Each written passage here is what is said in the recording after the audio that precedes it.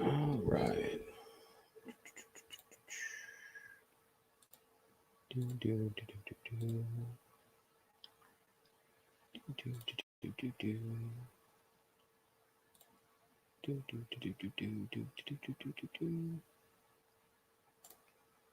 Cool beans. All right. I'm going to pop this out. And we're just going to do that. Yeah, there we go.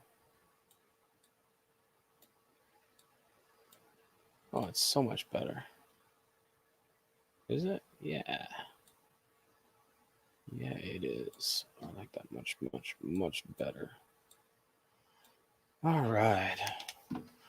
So what we got going on today is not a whole lot. Yeah. Not a whole lot at all.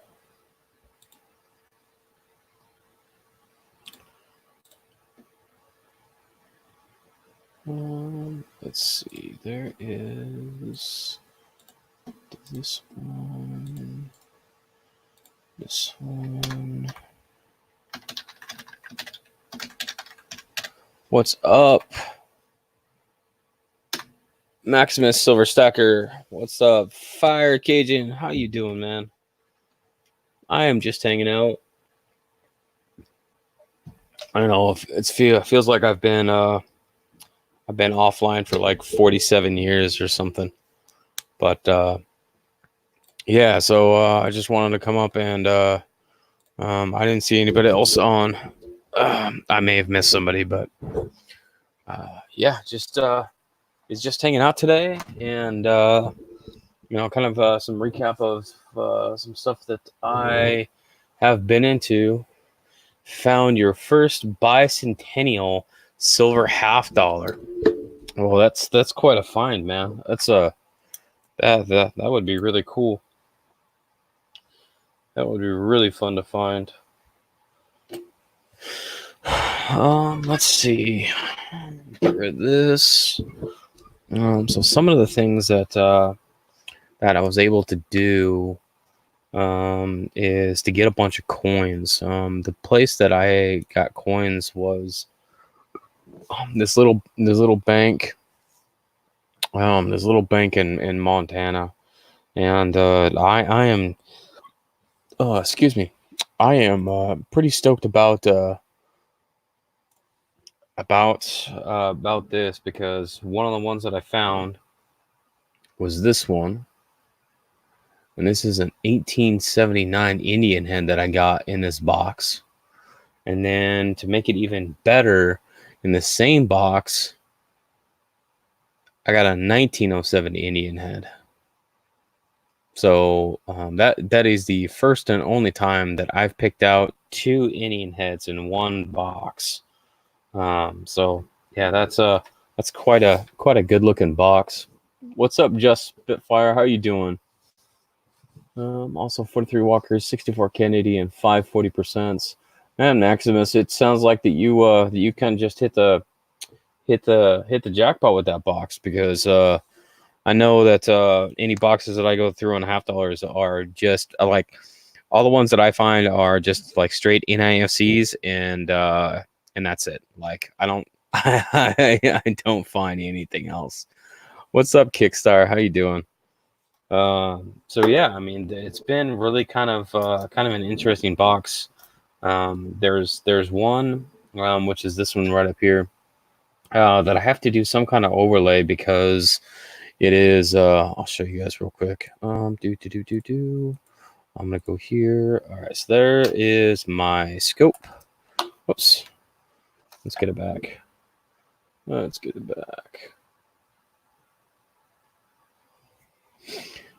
So I've got a clash right here on the left side, but that round part right there is outside of what normally should be there.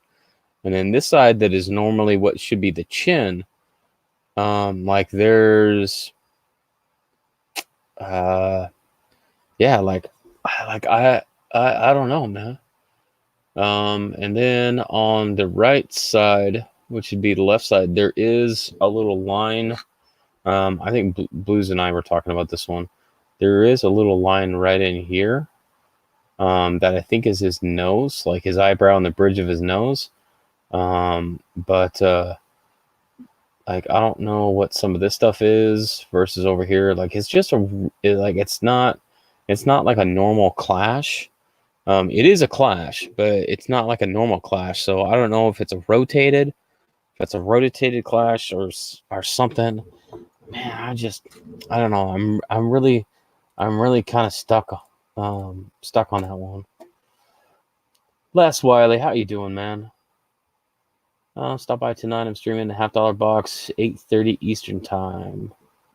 I might be able to stop by. CFA is going on at 4 Pacific time, so that would be that might be 7:30 Eastern. So yeah, that would work out. Les, I am doing, man. Just trying to catch up with a bunch of stuff. I think this is the quietest that my 3D printer has been in probably a month.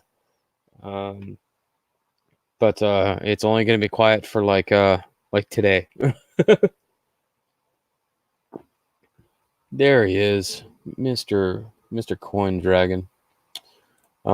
Frank, I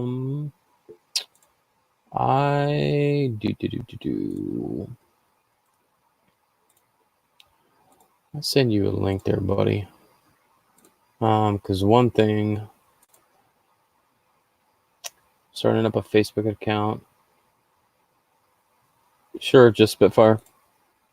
So there was one thing that that I did want to show. I kind of intended to do, and I still might just do a video on it. But I got a coin. Specifically, I got a flyer. And some of you guys have probably seen a picture of it in the coin community.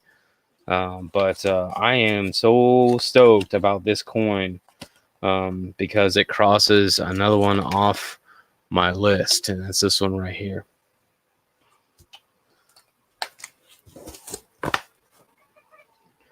So for those that don't know, I am a purveyor of flying eagles, and I love me some eagles. So I'm going to put this up on my scope right now, and here is the best part. So right here, I don't know if I'm just really close or if it's just kind of out of focus. So on the left side here, on the beak and the U, both the top and the bottom of the U, the N and the I. So what I'm gonna do is I'm gonna get real close. Okay, it's all good, Frank. So you guys can see, you guys can see the splits in the top, and especially right here on the bottom of the N, of the I, and the U, and you can really see the split right in here. Let me grab Blues real quick. What's up, Blues? Going on, people? So I'm just showing off the snow. So top of the U, bottom of the U, beak, and top and bottom of the N and the I.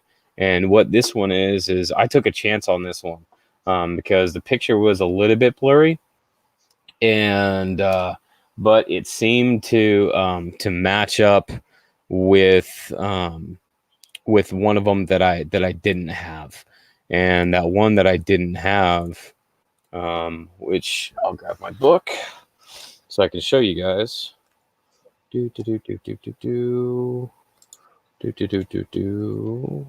Is going to be this one right here, which happens to be doubling on the beak and the U and the N and the I and the wing. is going to be a Snow 5. So that is a new pickup for me, and another one to add to my collection of 1857 snows. So that gets me down to I don't know how many I have. Maybe I should check.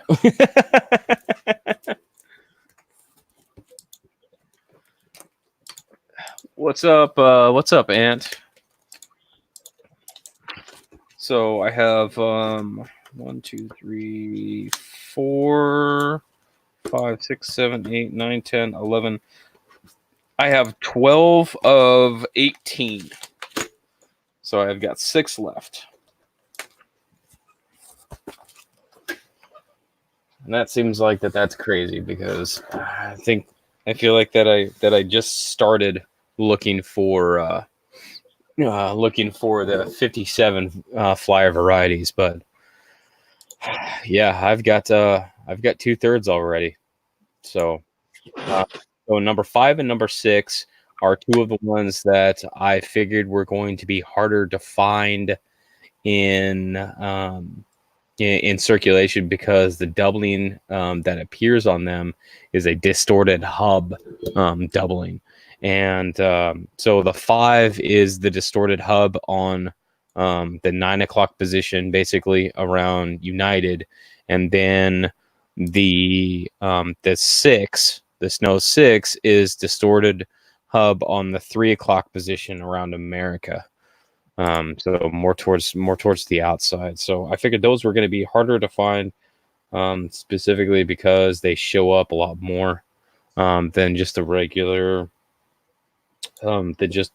snows. Like in the 3 and 4s are the most common, and the 9s.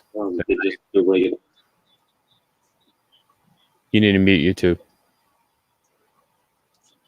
I did. Okay. It's like I hear myself. So I'm really happy with the Snow 5.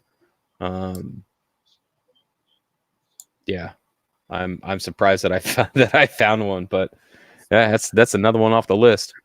All right. I had to reset my whole OBS stuff. Did you break it? Possible. So I will have a video that I'm going to do on that, like I do on my other ones, just comparing the coin to the book. So I'm working on that because of reasons.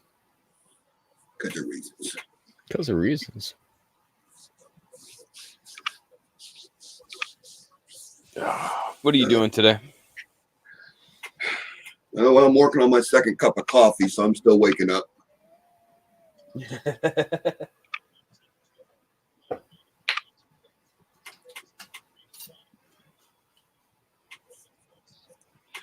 And then, what am I? 2, 3, 4. I got 5. I printed. I had started printing some Denver, quarter holders.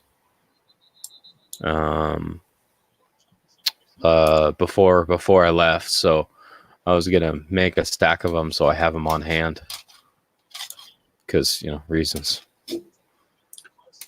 Yeah. I don't know. Should I make one for the S, or is that just kind of a weird one? The Denver S. The Denver. So West Point, Denver. I don't know, Philly.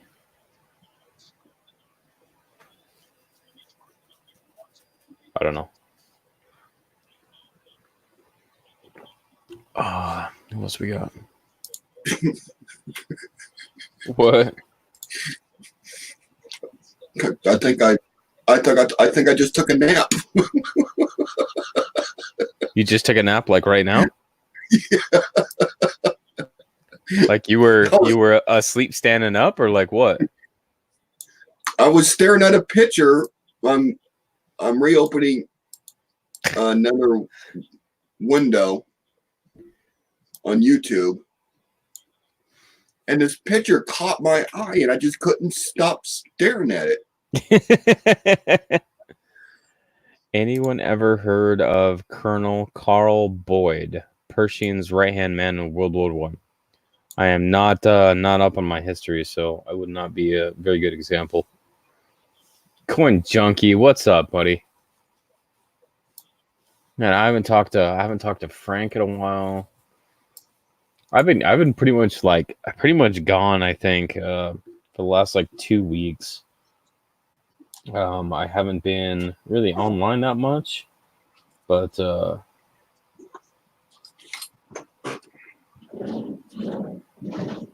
Okay, yeah. I think I'm back now. Back to real life. Yeah, I think I'm back in business. You got your OBS all fixed, or?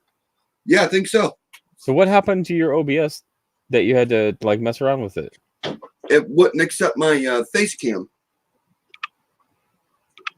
Oh. I had to reload my face cam on it. No, that's dumb. Yeah. Coin Dragon. I'm not saying it's OBS's fault because you know my computer skills. It could have very well have been me. I wasn't gonna say anything, but if you're gonna go there. Yeah, well, I went there for you. Oh, all right, so we got what? Coin Junkie and Coin Dragon, Les, Spitfire, welcome, Ant's in the house. Sorry. So I'm really kind of happy that out of all of the Canadians, I still got a 47 and a 49. So that is kind of a cool thing. Oh, Dragon, Mr. Dragon, do you have a 1921 Woody cent? Because there was a couple of cents that I was looking at that were wood grained. And so I kind of would like to know if you have, there was 20, 21, and 23, I think, that I came across. Let me sort these real quick. Hold on, guys.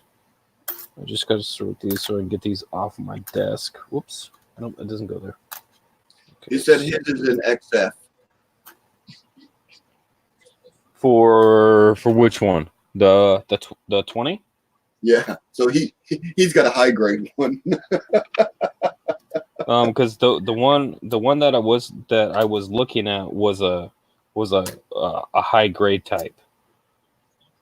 But I wanted to ask first for the ones that you have, so that I wasn't going to send you a link on stuff that you don't already. The 23 needs help. Okay. Let me find that link and I'll send it to you. Because I have a feeling that you might like it. Not 100%, but maybe. This is from the same, basically the same seller that I picked up that Snow 5 from. So I'll find it and I'll send that to you because I think that you'll like it. Hey, Coin Dragon, Phil Privilege. He wouldn't have been shared a link with me. No, because you're not after wood grain early wheats. No, but I'm after cherry picks. Oh, that's you're second on the list because there's a bunch of buffaloes too that you and I need to go through. Ooh. for stuff. Yeah.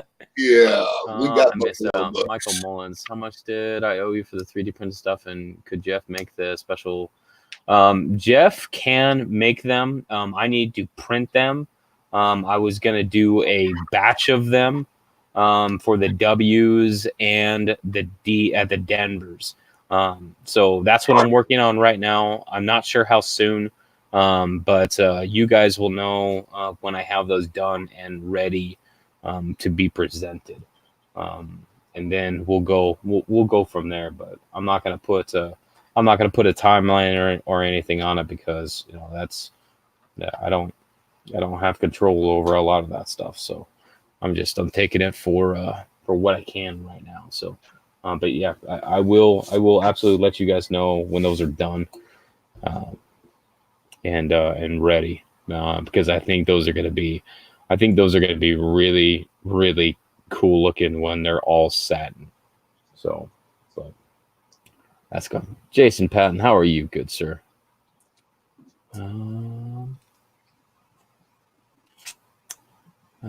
Okay, so there she is, Miss Cindy. How are you?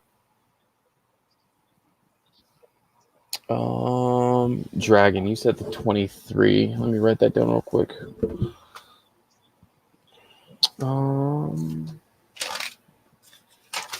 23. Dragon, was there because he's got like a couple of other ones in the 20s. Was there any others in the 20s or early 30s that you were looking at for the wood grain? I know we talked about it before, but I might just send you the link and see. Perhaps. I'm still talk to the wino down the road to let me cherry pick his Buffalo album. He has the one with the buffalo and stamp for each year. Oh, that's cool. Perhaps. Okay. How about this, Coin Dragon? If you promise not to cherry pick any flying eagles off of him, I'll send you the seller name.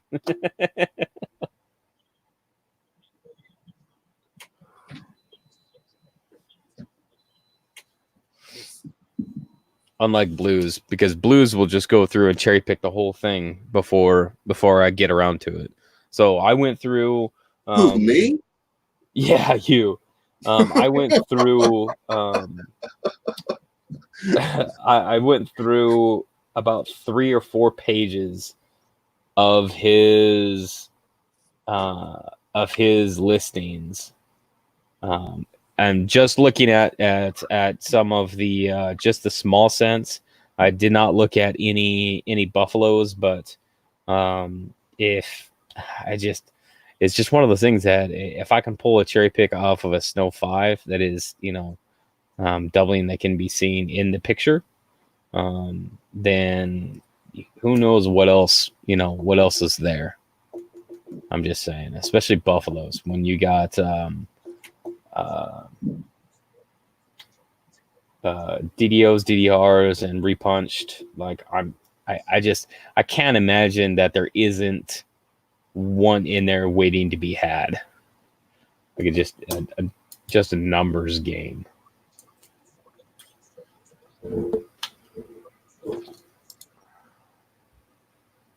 That's a Snow 8. Oh, a Snow 8 is oh. And the blues just went away. I own one Flying Eagle 1858. Do you have a large letter 1858 or a small letter 1858? Sorry, I gotta turn my camera off. It's having some opportunities. I don't know if it's because it's getting hot or which is probably what some of it is.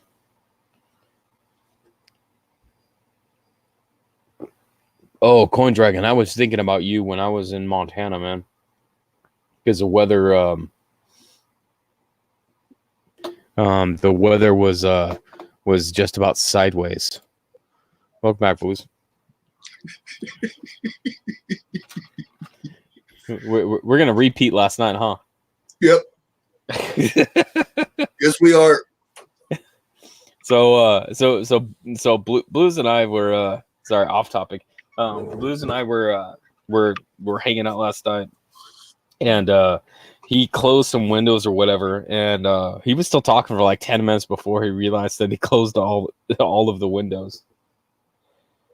Oh, he comes back on. He's like, yeah, I closed some windows because I was wondering because it got really quiet, and I was like, what is going on right now? I'm like, oh, Blues is gone. Oh, okay, well, all right, well, I guess he did something, and now he doesn't want to talk to me. That's fine. I get it. Yeah. Anyway, so looking around, and I wasn't even looking at the screen, and the thing was completely black. I closed everything. Hey, like, Bradley Height, how are you doing? I'm like, oh my goodness, I really suck at this.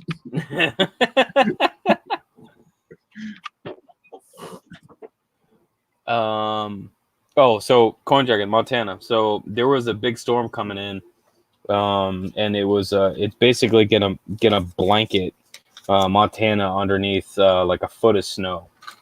So, and in all of the weather reports, I was looking at they had the Northeast, and I was thinking about you, man, because it was looking pretty ugly up in your neck of the woods, because I know you're right up there in the Canadian border. Yeah, so I was feeling you for sure.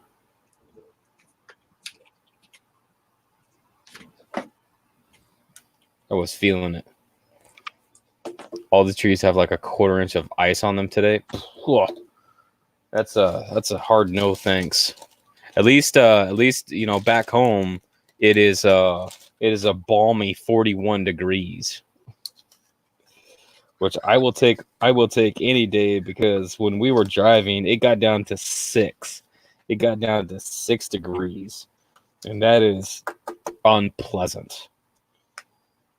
That's the best way I can describe it, is unpleasant.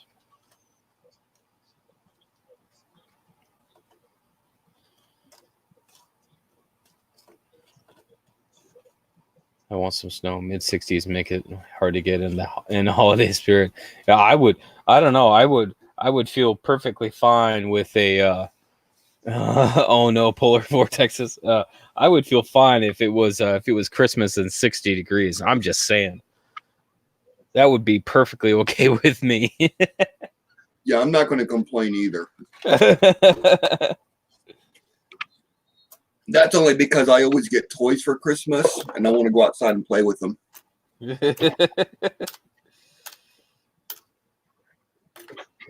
Big boy toys. Big boy toys. Okay. So not little. Well, I did get a Tonka truck one time, and I was excited. Well, for good reason, though. Yeah, it was Tonka. It was Tonka. It was vintage Tonka. Hey, did you like the picture that I sent you when I was in Montana? Of that car?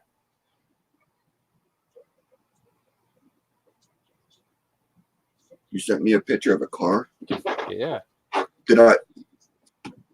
On Messenger? Yeah. Did I miss one? I don't think so. I thought you responded to it. Yeah, Corn Dragon says Tatanka. Yes. Tatanka. Tatanka. Oh yeah, that's right. That Nomad. Yeah, what do you think about that? That's cool. I like it. Wasn't it? I immediately, it's a little antique shop. And I saw that one, and I immediately thought of you because of how you were talking about some of the vintage stuff that you have, and I was like, man, this has blues written all over it. Mm-hmm. all over it.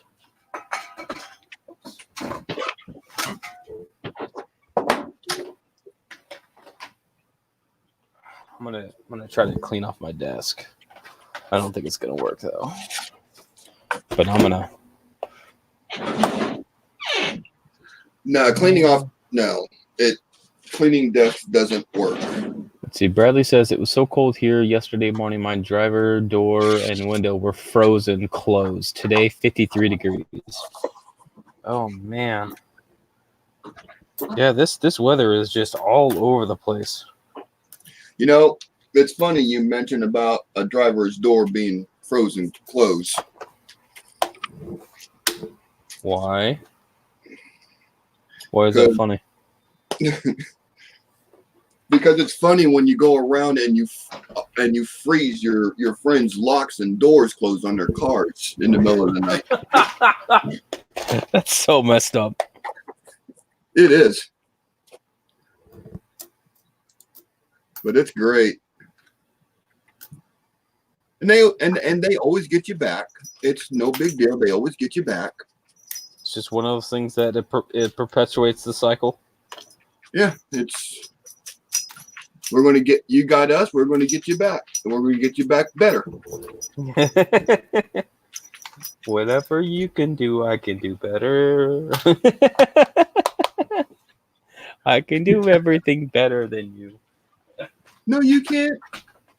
Yes, I can. No, you can't. You can't. City says it's 63 degrees, which is awesome. Bradley Height, did you see that video of the 110-ounce silver bar I poured? I watched one that was a big pour.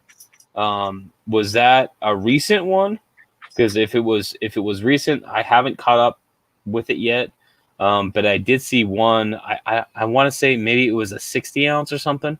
But it was a big fat pour, and I thought that was the coolest thing because I mean, I don't have the facilities to do any kind of pouring, but you guys make some of the coolest stuff, man. I'm just I love it. I love seeing all the different things that you guys come up with for silver pours. I'm just saying. Not that I'm necessarily jealous, which I am, but that's not the point. The point is that you guys come up with some really cool stuff.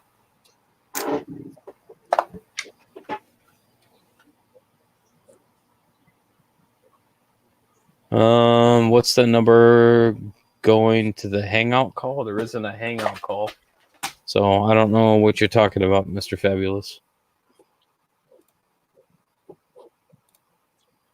So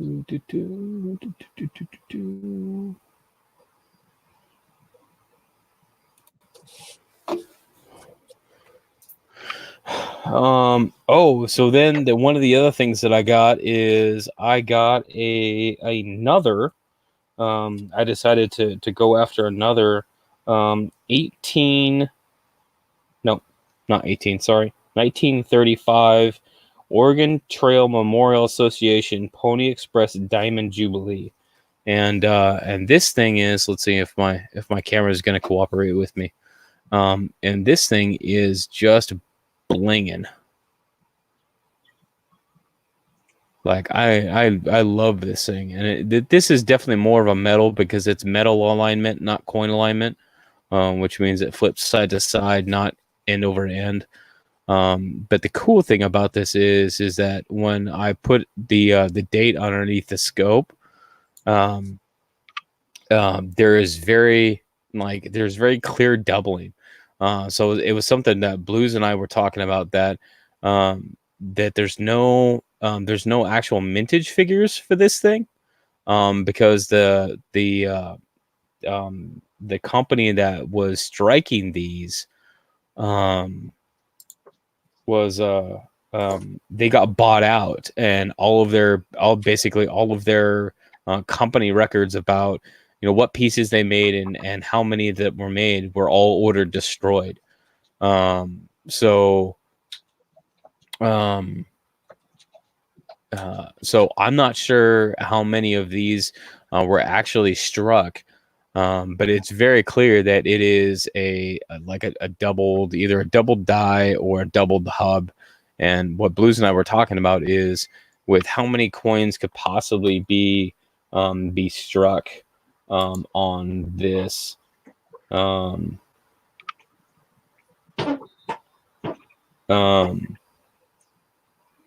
how many metals were struck on this, because if it was a lower mintage, I guess, that they only needed one or two die pairs, and that would be why that all of these are doubled. So it's just something that we talked about. It was kind of an interesting thing, but Yeah, we had a great conversation about that, and we're going back and forth with different thoughts and ideas, and I'm sure there's going to be more to come on that. I think it would be really interesting to really find some actual data that for stuff like that says that, hey, we know that there were 6,000 or whatever that were minted, and then we could deduce from that mintage amount that you only needed one die pair, because one die pair could basically strike up to 160,000 coins. And if it was a low mintage like that, then there would be no reason for additional die pairs. So any doubling that shows up on one coin would then show up on all coins, because there was only one die pair used. Now, if you could find more of those same coins that do not have doubling on them, that would be really interesting, because then that would kind of lead to the fact that that they had either enough die pairs, enough mintage that they had additional die pairs, or they had more die pairs created because something was damaged or broke.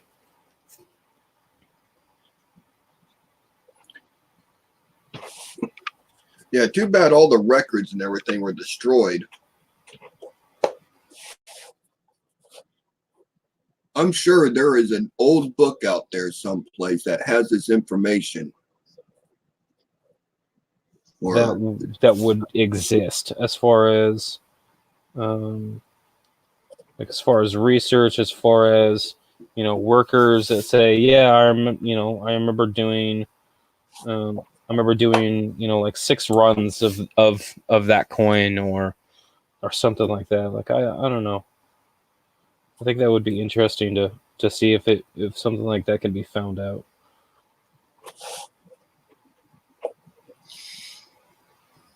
Or if it's something that it's not the records of the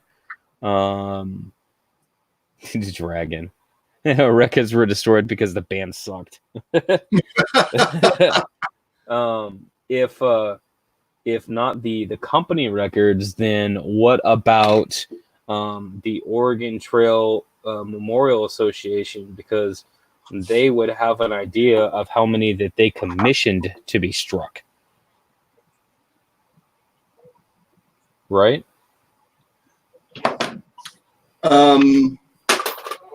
You would think they would. So maybe that is the route that I need to go after, to see, because that would be one of those things that, as far as once a variety collector, always a variety collector, and when you can identify a coin or a series or a metal and that has very distinctive doubling in it. That always begs the question, are they all like this, or is there some that do not have this same this same design defect or something? Because The defects on that coin are very distinctive. Maybe I can stop running my mouth. What's up, Bigfoot? Heckle and Jekyll. So this is what I'm talking about. Is on the right here on the 8, on the 1 and the 8 of how much. I'm gonna kick you off here in a minute. The 1 and the 8 of how far it's off. Now there is, I mean, that to me looks like more of a doubled die, or a doubled hub almost, versus like a tooling process or anything, because of how, like, really, outside outside the characters it is. Like the bottom of the D, the I, the A, and the bottom of the M, like those sharp um right angle corners. That to me says a doubled die, because there is retooling, but the retooling would make the letters bigger, and would obliterate the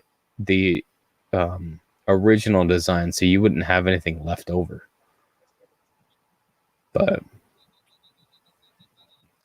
I was just, I mean, I would love to, I guess, find one of these that doesn't have that particular design element, where it actually looks like it's supposed to, just for the sake of having one that's different.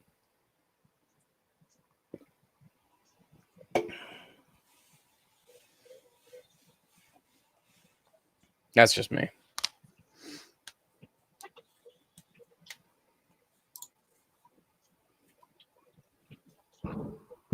There is design change, hub doubling. Yeah, but the thing is that it's not really a design change. Like, it looks like that is just offset.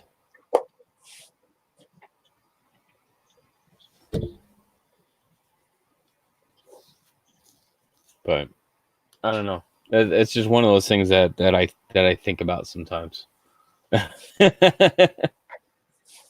Yeah. And the information's out there someplace. It was aliens. Frank.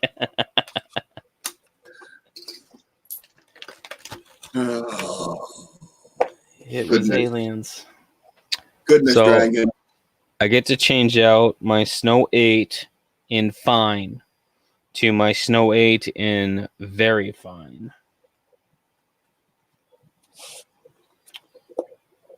So I need a better Snow 3. And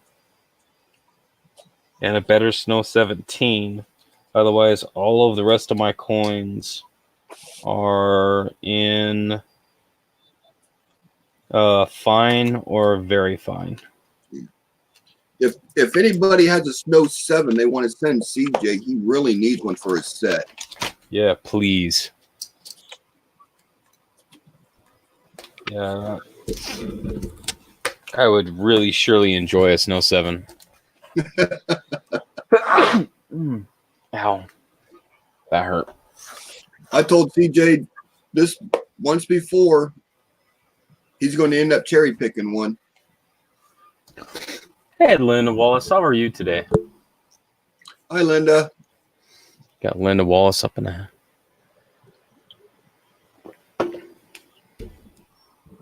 Coin Dragon, don't lie to me like that, man. That hurt. That's hurtful.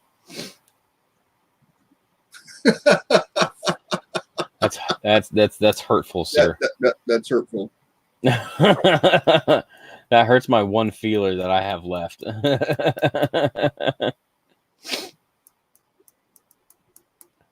Which one, Cindy?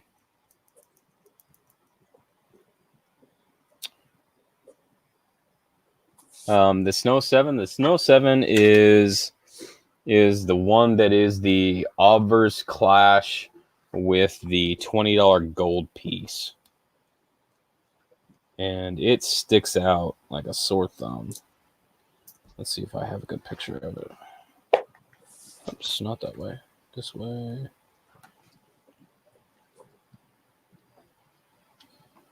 Okay.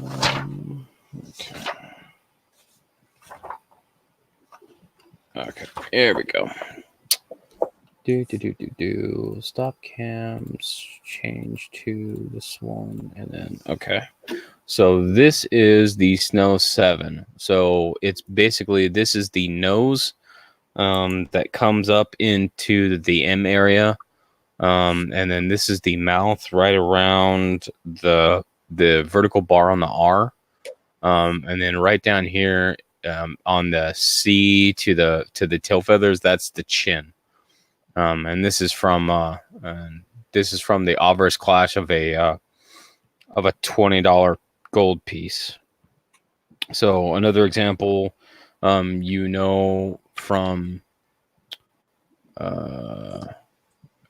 or diagnostics is that it's got kind of a vertical line going down from the feet, one that comes down from the beak, and then across the top of the A. In America is a bar that goes across.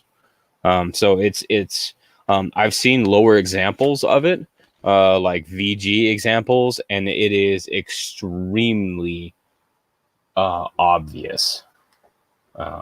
So it's not something that you have to look at a loop or anything, or have really good pictures.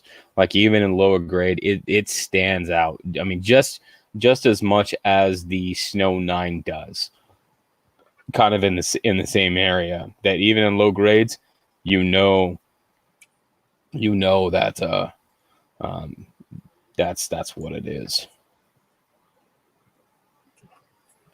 So I would like to find one of those. Even in low grades, the graded low grade ones are still in the ballpark of like $300 or $400.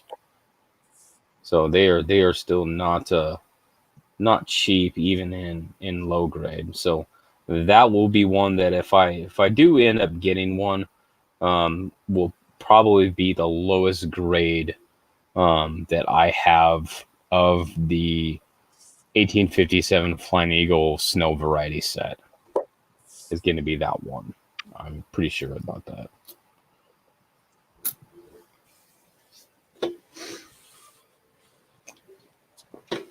So, but I did also pick up a Snow 8, which is the reverse clash, that upgraded my Snow 8.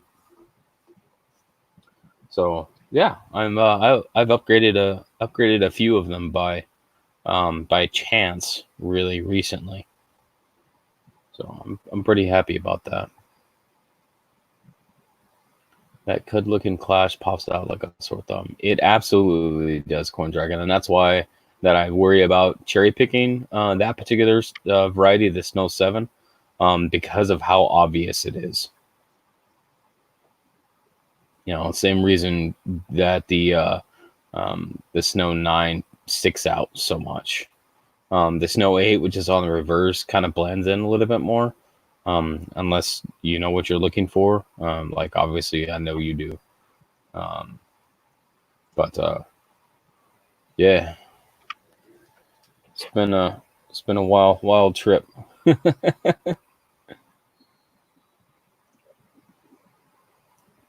What are you looking at, Blues? The top of the 3 caught my eye because it's fat. Well, it looks normal to me. Looks like it took a hit. A small hit.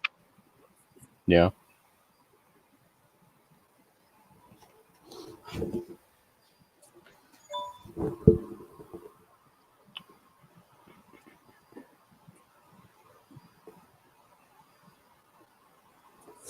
I'm trying to figure out where I got this roll of 1930s at.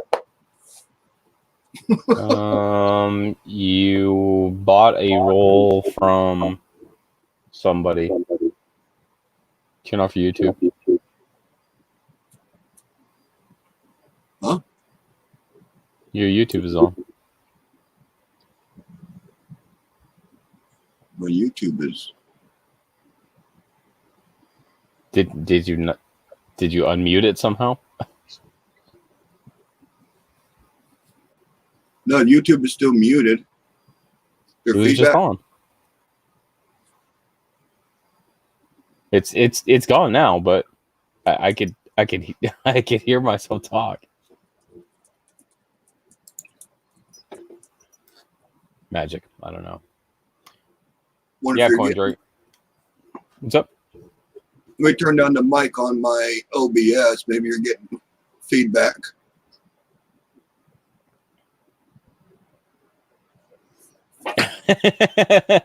Blue, stop pressing buttons. Yeah, I know. I understand. I understand that.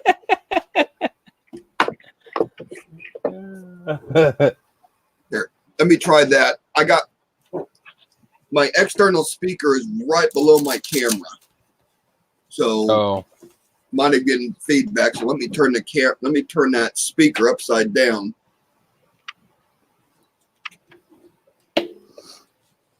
And see if that makes a difference. I think Coin Dragon has it pegged, man. I'm just saying. Stop pushing buttons. Coin Dragon's just picking on me. Why is everybody always picking on me?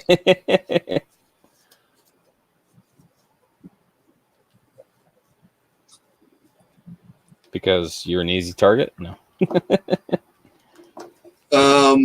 Not so much easy. I just let a lot of stuff slide because I know it's Petty. said in fun. I don't get butt hurt over it.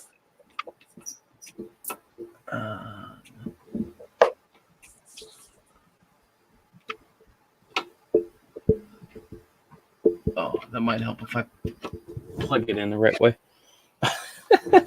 I'm over here trying to plug in my laptop, and I'm like, why doesn't it fit in the socket?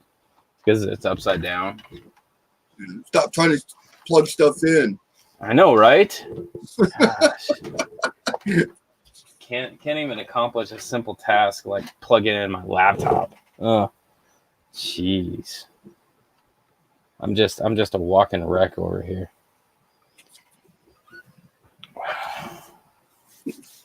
Trying to get everything back to normal, back to square. Heckle and Jekyll. Yeah, thanks, Quinn Dragon. Thought we were friends, man. There's no friends on live streams.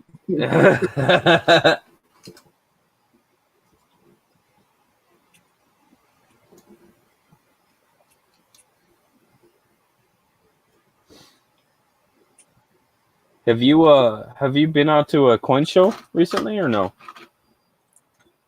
I have not. I got one.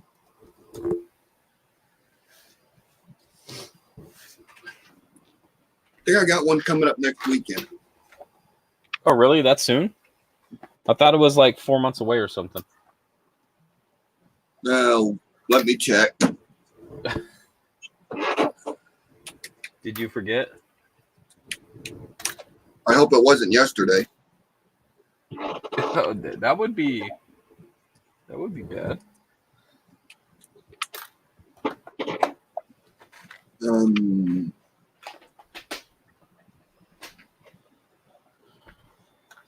There's none of that. Okay.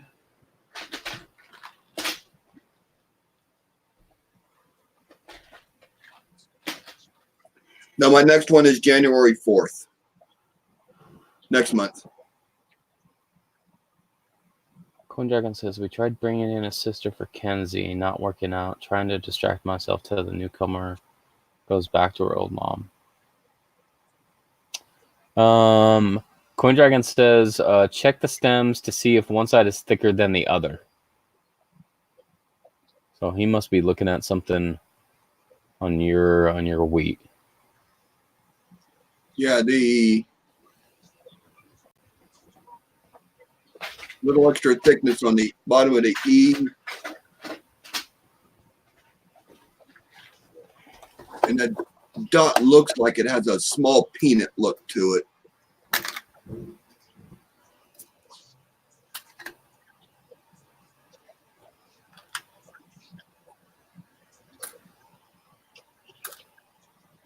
Yeah, I'm not seeing anything. It is a light wood. Stems look good.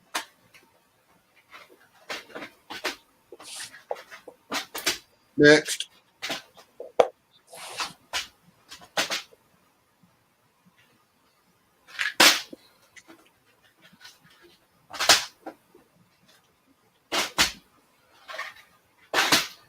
I gotta Next, find a Dragon. better storage system. I got boxes on boxes on boxes, and I have a shelf, but my shelf is full of stuff, so I can't put the boxes on it. Well, after looking at some of these coins, I think I need better quality coins.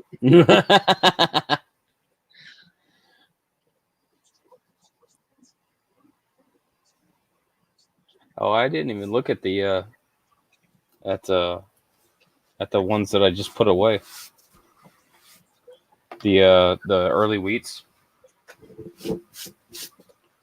Oh yeah. That's kind of silly. Let's see, where's that? Hey, but my desk is mostly clean now. Ish. Let me bring this coin out for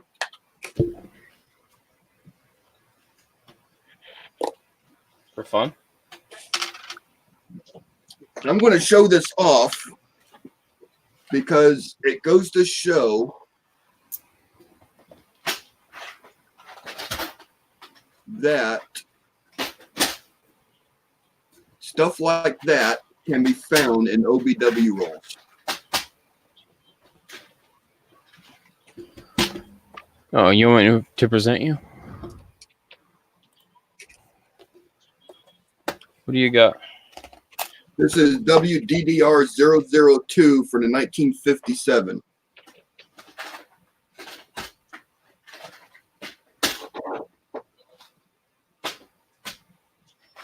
You can see the doubling on the top of the wheat. Oh, wow. That's strong.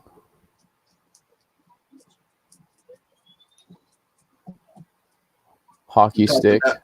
On top of wow, that, that is strong.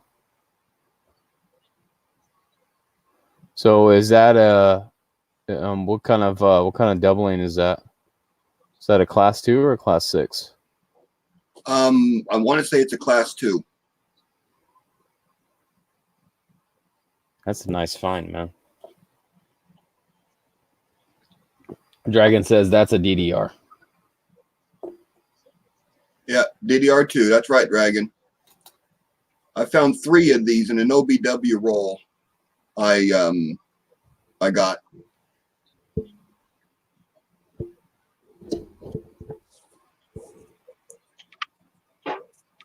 What's up, Dell's Treasure? How are you doing?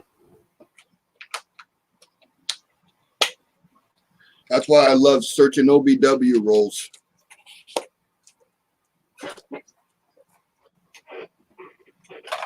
Because you find like cool stuff and whatnot.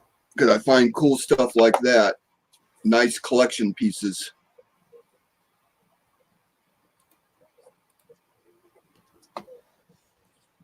Ooh, what's going on there?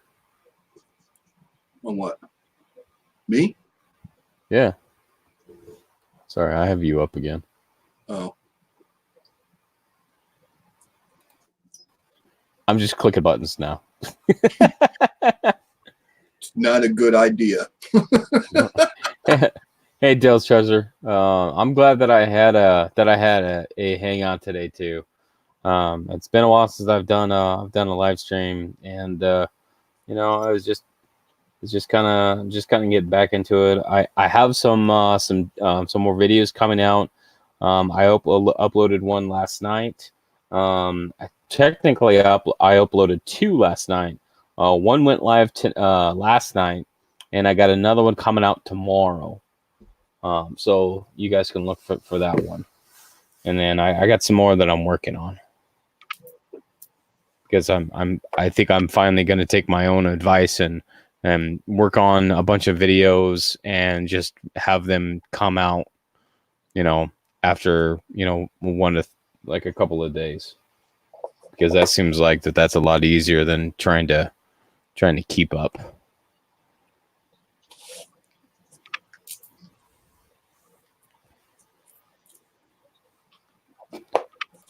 I've been really falling short on my videos. Yeah.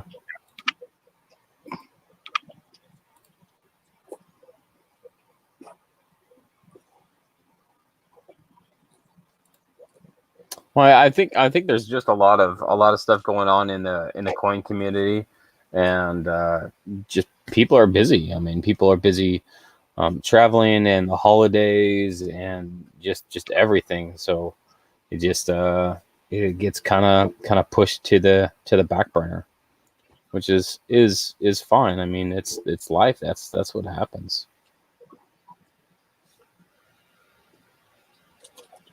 I think I've already been through this role. I got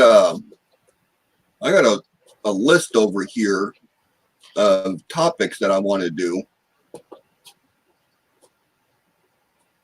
But some of this stuff is going to take 4 hours of research. Right. To make sure the information that's being passed on is correct. What, you don't want to wing it like me?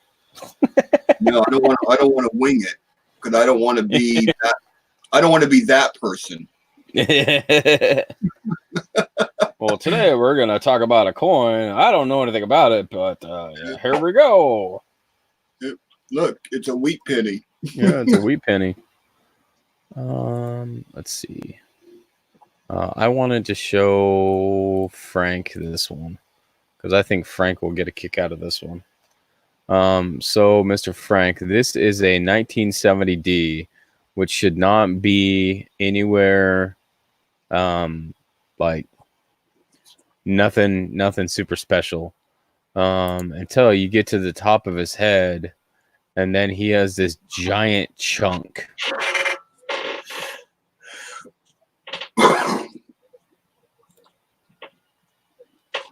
And this is like one of the craziest things, because I was just looking around.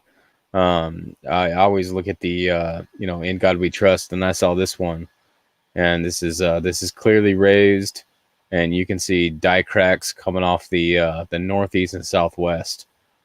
But I think this is by far the biggest interior die break that I've seen, die chip, because it's also got it's got a die chip in the R.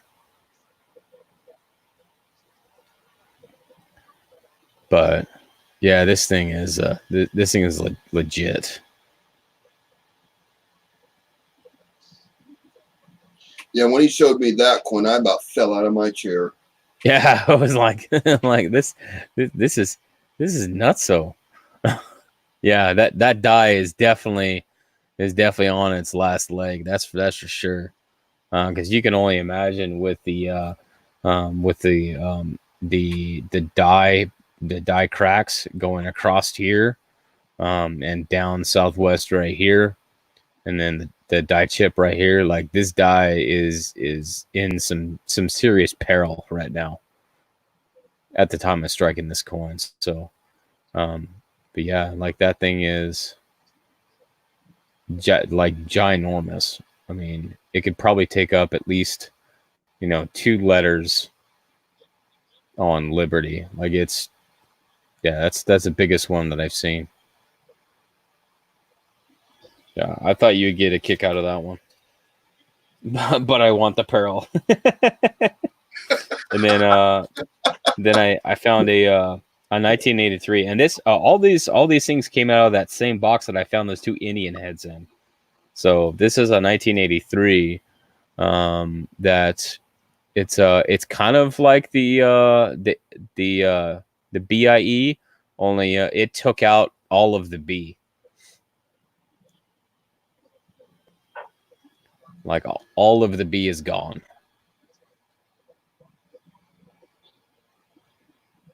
There we go. Might help if I put it straight.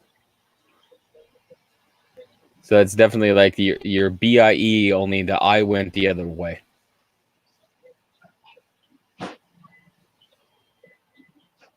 And this too is one of those that because I found the filled in B before, and like the filled in R, or like the die chip and the date, but I haven't seen anything that has taken up the entire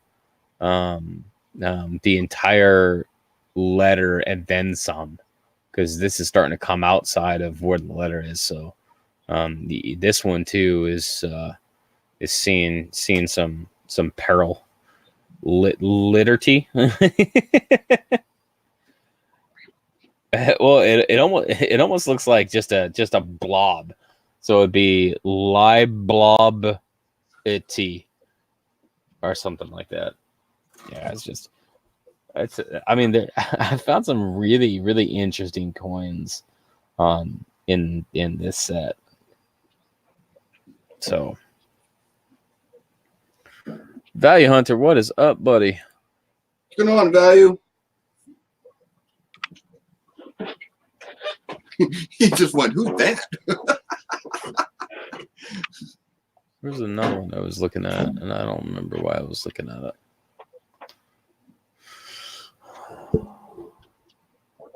I'm good, Value Hunter. How are you?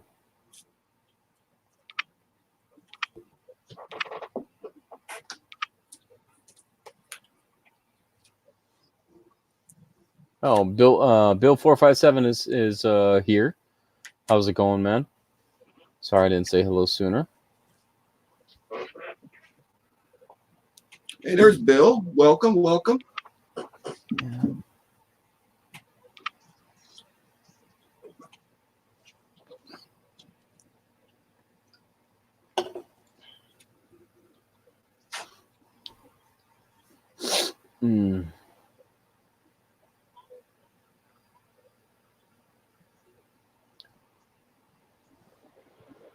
You still looking at wheats? Yeah. I do have some silver. Well, when you're showing off a coin, I go over and see what you're doing. I had to go see that big exit hole. The what? It's an exit hole. Oh, an exit wound? That's just a bad joke, ain't it? Maybe a little bit. Yeah, that might have went a little far. Hey, Jeff Dunn, how are you? Bill says, good. Anything you want to sell or get rid of? I might have a few pieces that I would be looking to sell. It might take me a week to kind of figure out exactly what I'm going to do. So, I mean, that's that. I don't really have anything kind of off the top of my head that I'm apt to get rid of right now. So I'm still working on some stuff in the background for some coin holder designs and whatnot. So that's my phone going off. There we go. Turn on. Ding ding ding. That's silent. Is that the notification from your neighborhood community people? No, but yeah, no, dude, I was having a moment that day. Bill says, like any flyers. Yeah, I will have a couple of flyers, Bill. Some 1857. I'm gonna have a Snow 8. That's gonna come up. And then I think I have another one, like maybe a 2. I'm not sure yet. I got to go through and see to see what I got. But yeah. I heard Dragon has 3 Snow 7s. He might be willing to get rid of 2 of them. If Dragon has snow 7s, then I'm in a car to go to the airport to fly to Dragon and pick them up personally. I'm just saying.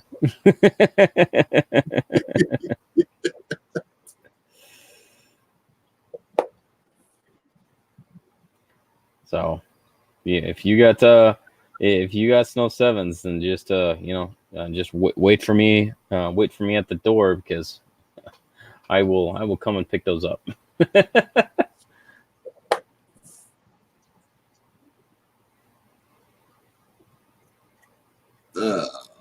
I'm not finding much on these.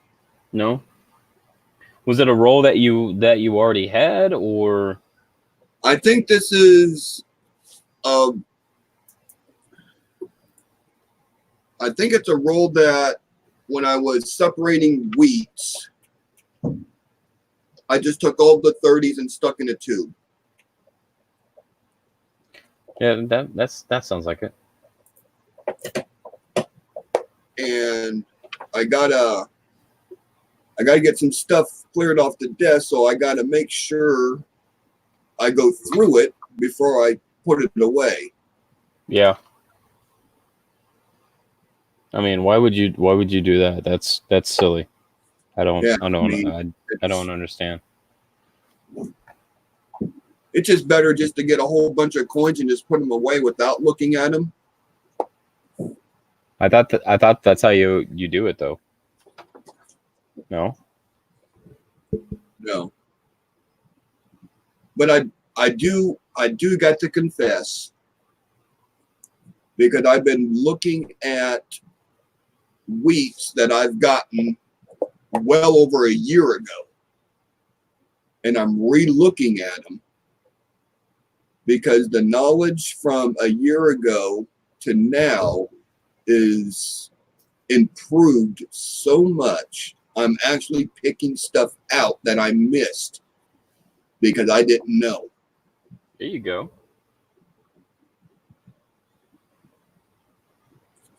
So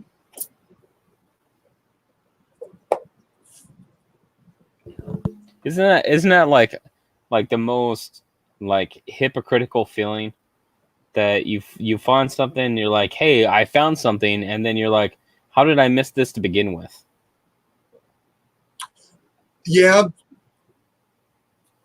some stuff I'm like, really? I didn't put that one away. I didn't separate that one. But a lot of it is just like you. I mean, there's no way, there's no way to know it all right out the gate.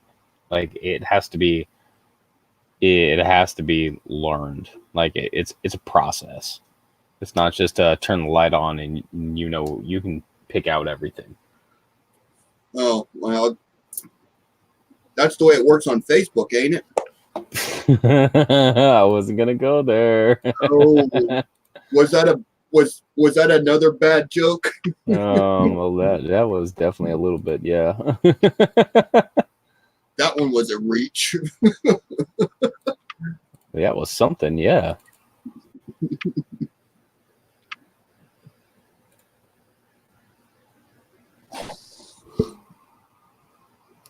So I think I've missed some a bunch of shows, and I believe that Value Hunter has been doing more auctions. I think over on Cajuns, I think. Yeah, he's been over on Cajun. How's those auctions going for you, man?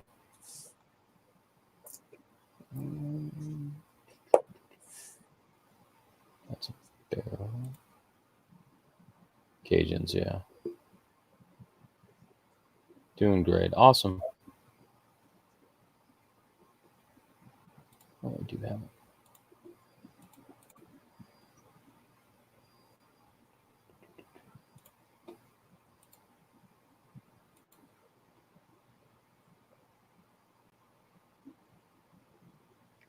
I need to start on my own channel one of these days. Yeah, a lot of that is like if you can bring some channels together, even if it's a couple of them, just that way there's more variety. There's more.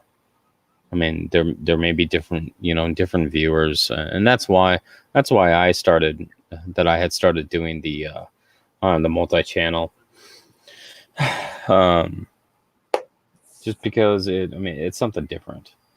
And this is no hate on any channels that want or do uh, auctions on their own channels, which is perfectly fine. Anybody can do those. Reloaded on Wheaties and BU rolls like crazy. So much to get through, but I do like the multi a lot, and I'm always down to roll with it. That's cool. Yeah, StreamYard has been getting a lot better. I kind of wish that that YouTube had their own system, like their own kind of like Hangouts was, um, because I think they're missing the boat on a product offering, that is all going to these third party companies. Brian's World and Mechanic came in. How's it going, man? What's going on, Brian? Yeah, I'm going to agree with you on that, CJ. YouTube they're missing the boat not having their own platform.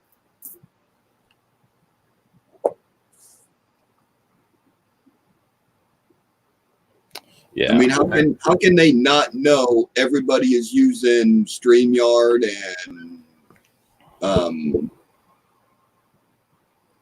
there's a couple other ones out there. right.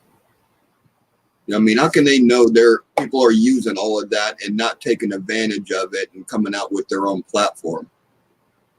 Right.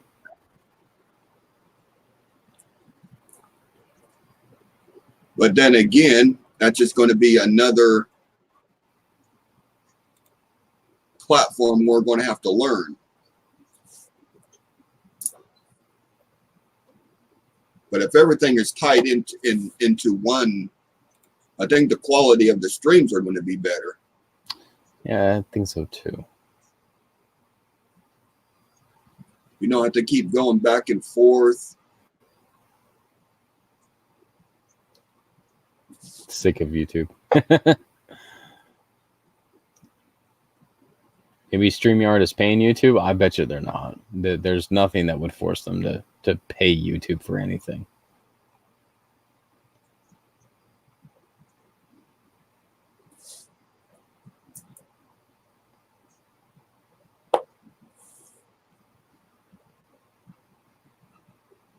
But yeah, I mean, there's definitely a lot of options out there for the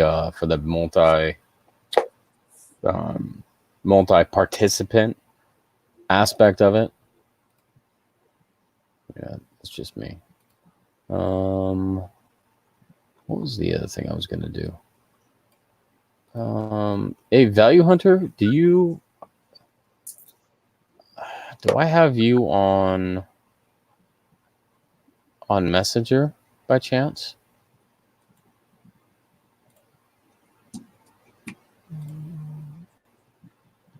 I have no idea if I do or not.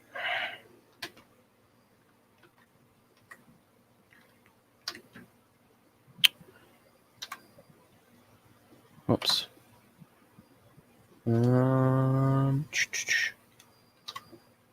I thought that I had it, and then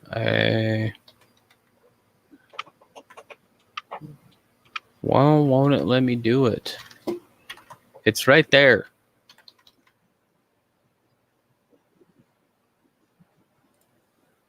Oh.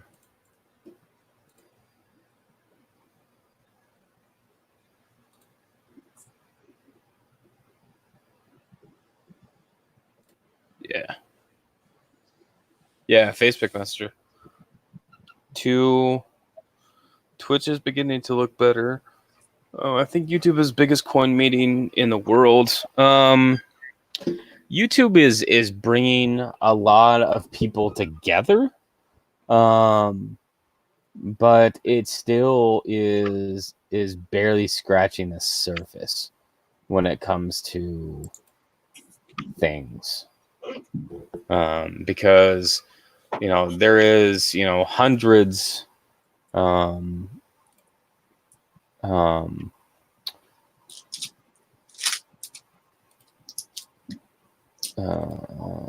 Sorry, I'm distracted now. There's hundreds of different channels, and to put all of that together, I don't know. Maybe I'm just overthinking of it.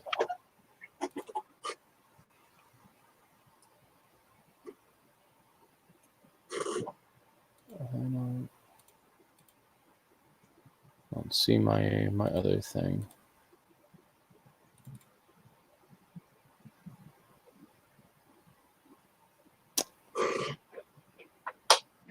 I don't believe Messenger is free with no ads and good video chat.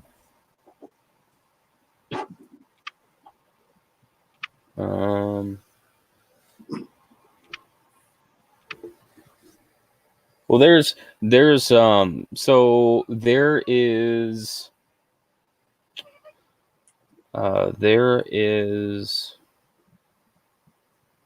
dude, I had it. It was right there in my brain, and now it's completely gone.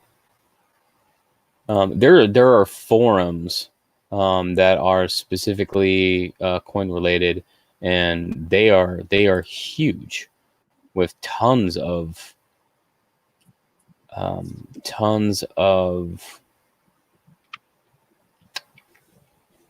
users, but there's not a lot. There are very few coin channels that are on YouTube, and also across platform. So I think that if more channels and more communities were able to do cross-platform, where they are starting to connect some of the forums to the YouTube side, there would be a much bigger collective. But and there's a lot of stuff that is just one-sided. Like forums, they have pictures and they have text, and there's not a lot of interactiveness.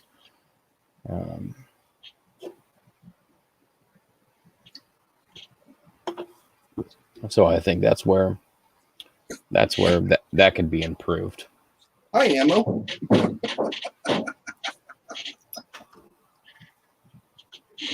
Wow. Yeah, you keep looking at that drawer because you know that's where the biscuits are at. Huh?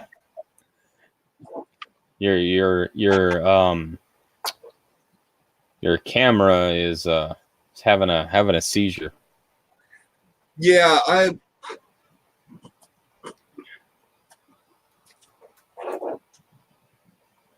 I got to fix that, because if the desk gets bumped just slightly, it wiggles.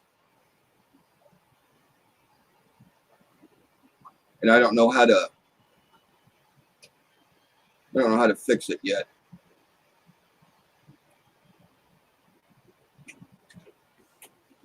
You can connect Facebook to YouTube. Yeah, you can do that, but that's not cross-platform though.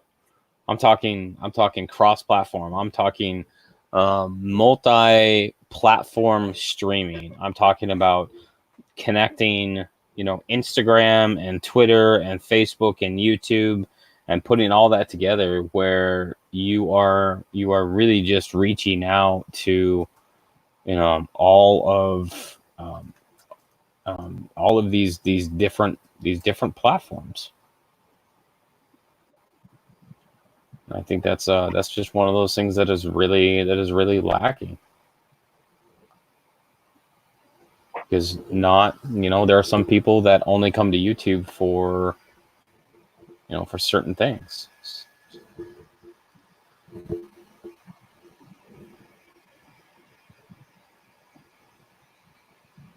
What's up, Mudswat?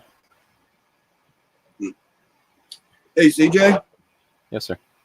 I'm going to get off this for a little bit. I got to go out and run ammo today. Okay. Yeah. And it's already, 4 o'clock, and it's going to get dark in an hour and a half. So. Okay. I appreciate you having me on here. Yeah, man. We'll catch up later. Okay. Everybody in chat, appreciate y'all. Y'all have a good night. Yeah. Thanks, Blues. Yep, no problem. We'll catch up in a bit. Okay. Have a good night. You too. Windows, Apple, Linux.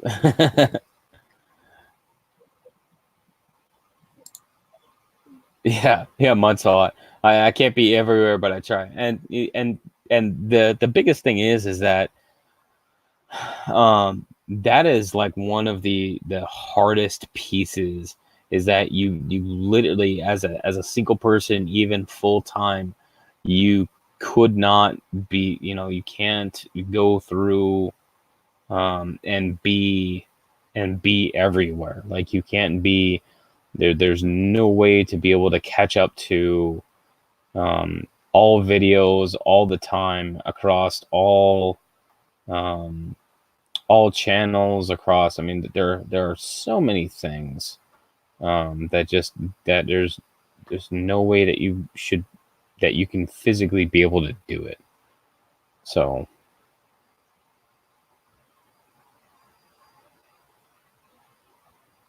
I'm just checking something real quick. And all right. But I mean, and that's just a realistic view of of the world, that there's no way to do everything. Now you can do a lot, because there's like a lot of things that can be done, like having Instagram and Facebook connected, where if you have one post that it goes across, it posts across platforms. You could do something like that, but some of the things like that even has limitations, because some of the stuff that you post on Facebook, you can't post on Instagram, like some coins, especially, that will not allow you to post coin, I guess, especially like coin sales. Facebook is just completely against it, for whatever reason that they need to do. So, but you can do a different format on Instagram, to do a type of basic picture, like a silent auction picture of a sales piece. But I don't know. I think that's one of those things that that it would be interesting to see how much that can be put together. But that's just a lot of rambling from me, I think. Because one of the things that I've always tried to work on and to do is to reach out and do more collaborative stuff, whether it's videos or putting out information, or setting up things that will help bring communities together. Because that's really what we need. We need just a strengthening of community, because for the longest time, there has been a lot of fracturing, and I've been saying that for probably 6 to 8 months. That there's a lot of fracturing in the coin community, and that's, I mean, it doesn't have to be. It doesn't have to be bad, but sometimes it is. That, I mean, because there's personalities that don't mix, but we are all in the same community, and just imagine what we could do together, versus versus against each other. That's all I'm saying. So, I mean, there are a bunch of people even in this chat, that do amazing things. What says, I was independent on YouTube for a long time. I just posted videos that was never really a member until later. Excuse me. Yeah, I started out just posting videos on the stuff that I liked, and then it's turned into kind of a thing in itself. But there's a lot of people out there, that could use information on coin collecting, and the last few years has really brought a lot of people into coin collecting and coin searching, coin roll hunting, that has ever been in the hobby before, like the W quarters. That is probably the biggest thing that has kind of shooken up the coin, the coin industry, the coin world, in a long time. And that's kind of, I mean, it's kind of what we needed, because it was something different. It wasn't just the same coins, and we find, people go through and they look for silver, on half dollars. People go through dimes, and there wasn't really anything outside of what everybody knew that they would be looking for. So the W's brought a whole different perspective into it. So then people started looking really heavily through quarters, looking for the W's, knowing that there was only 2 million of each design in production. So yeah, I think it's kind of interesting. I would like to see the Mint do something, something like the W, or a special strike, or something similar to that, more and across all denominations, because that would really spark the coin collecting industry across all denominations. And when you have that much more coin collecting across denominations, then that will actually help them make more money, because there will be more coins that are taken out of circulation that will increase demand for them to produce more new coin. So it's kind of a circular effect on how it works. But I want a 90% silver W. 90% silver W. I have some of those in proofs. Ramon Juan, how you doing, man? Been a while since I've seen you. I usually see you on other channels. They don't have them yet. They made 2 million in 17 minutes last week and had 5 times the demand according to volume. Yeah, I mean, because there's so many of these special special issues, special strike things that they would have more, more insight if it's something that people want. For so long, the Mint has put out average product, And then that's what drives down collector interest, because if it's the same coinage that has been out for the last 50, 60, 70, 80 years, there's nothing new until you put something out like the W's. But they just need to do that, and do that across all denominations. What I would like to see, and I've said this before, is I would like to see something similar to the state quarter design, or the state quarter program, but across all denominations, so that you could collect a state collection, um, where where it has different designs from either, like, say, the Capitol building on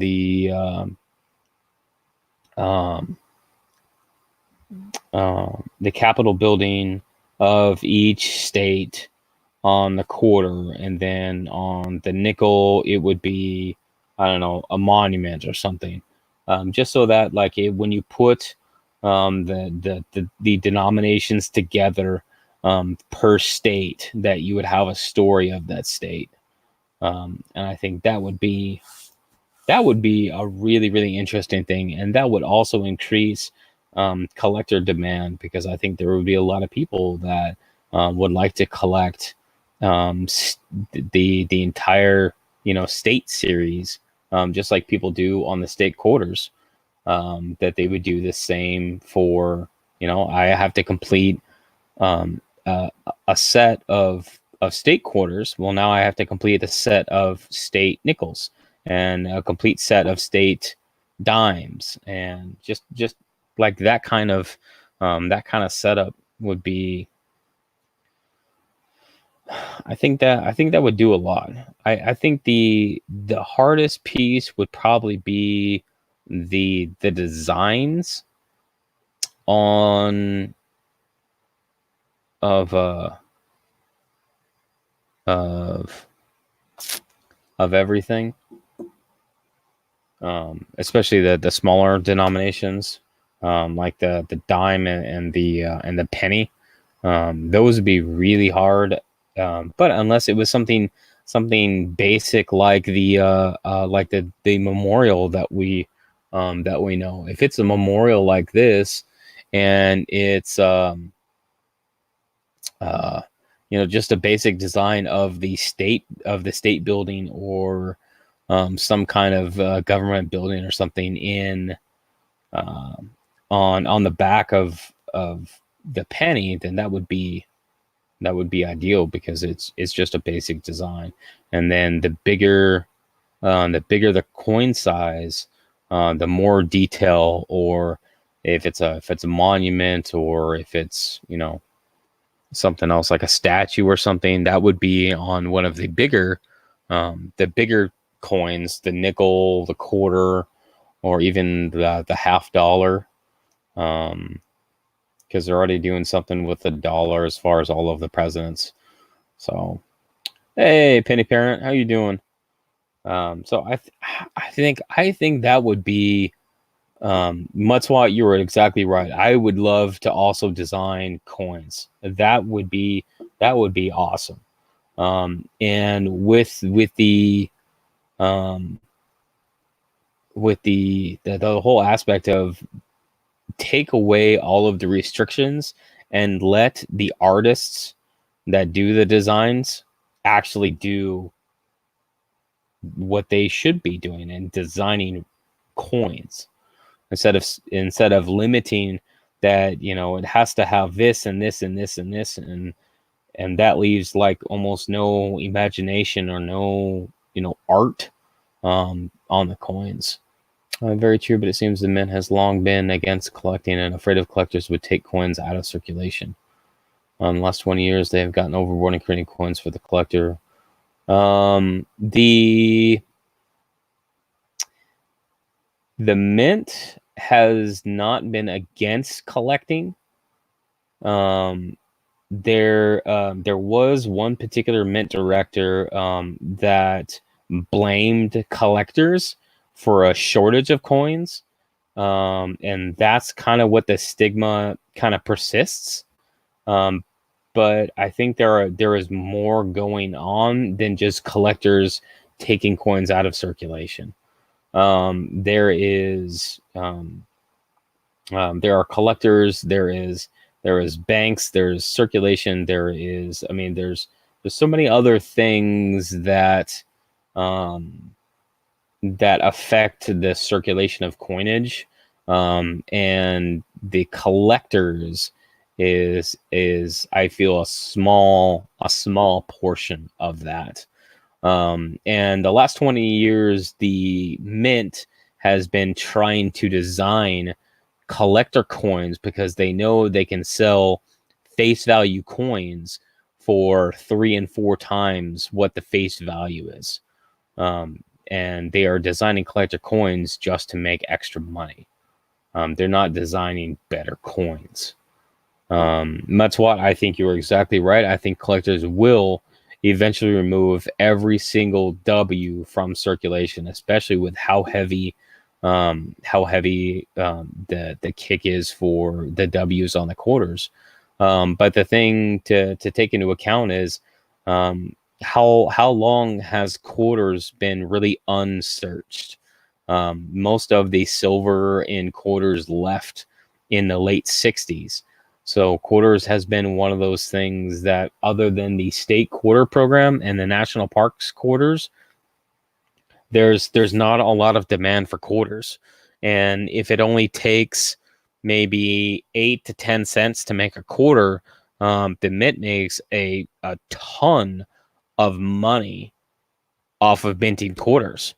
So knowing that the more demand for quarters and the more they get searched through, more stuff is going to happen to them, and they're going to leave circulation.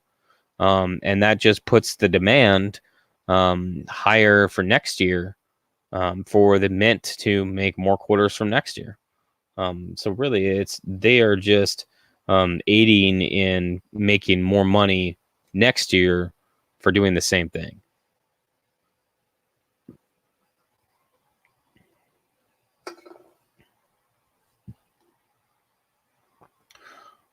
Yeah, people are finding more silver in quarters because more people are dumping quarters. But for the longer, like the late 60s, almost all of the silver was basically stripped out of circulation. And I think there are collections that are getting dumped because of the economy. I think a lot less people are more knowledgeable about the value of the coins, and so they are just getting dumped to banks and Coinstars, because how much do people take coins through Coinstar? And that's a whole thing in itself. So I think there's a lot more going on, though.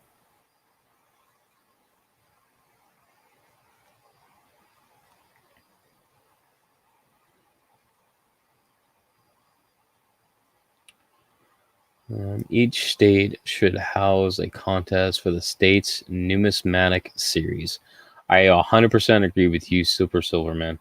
I would love to have each state have their own, basically their own series, their own denominations. Or not that's not the word. I would love to have a set of coinage that had the state history, the state. Hey, what's up, Value Hunter? Hey, how's it going? Can you hear me? Yeah, I can hear you real good. Yeah, it took me a second there. It's all good. But yeah, so I would love to see states have their own sets for people to collect. I think that would be one of the coolest things, because one, that would change a lot of the basic designs that we've been sitting on for decades. Like the Roosevelt quarter. nothing has changed on that coin since like 1946. Like it's been 80 years. The penny, it hasn't changed in 10 years. The quarter has changed with the change to the state and then the park. But then the nickel really hasn't changed that much. It changed a little bit in 2004, 2005. But you're still talking about that. We have, we have basically the same Jefferson nickel design from 1938. Well, that's almost 90 years. Like, our coinage needs change. No pun intended. Right?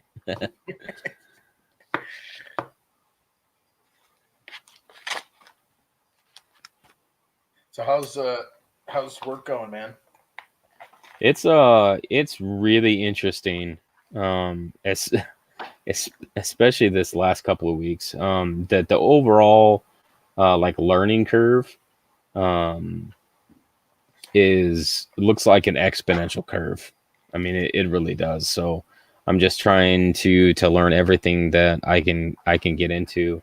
The facility that I'm kind of housed in has a head count of around 800. Oh, wow. Which is a lot more than working in the stores, where I have a head count for the entire store of like 140. Yeah. And that usually means that I would see maybe 40 or 50 people a day. But in this current setup, I see we have 3 shifts. We have days, nights, and we have weekends. Days is the heaviest with about 230 people.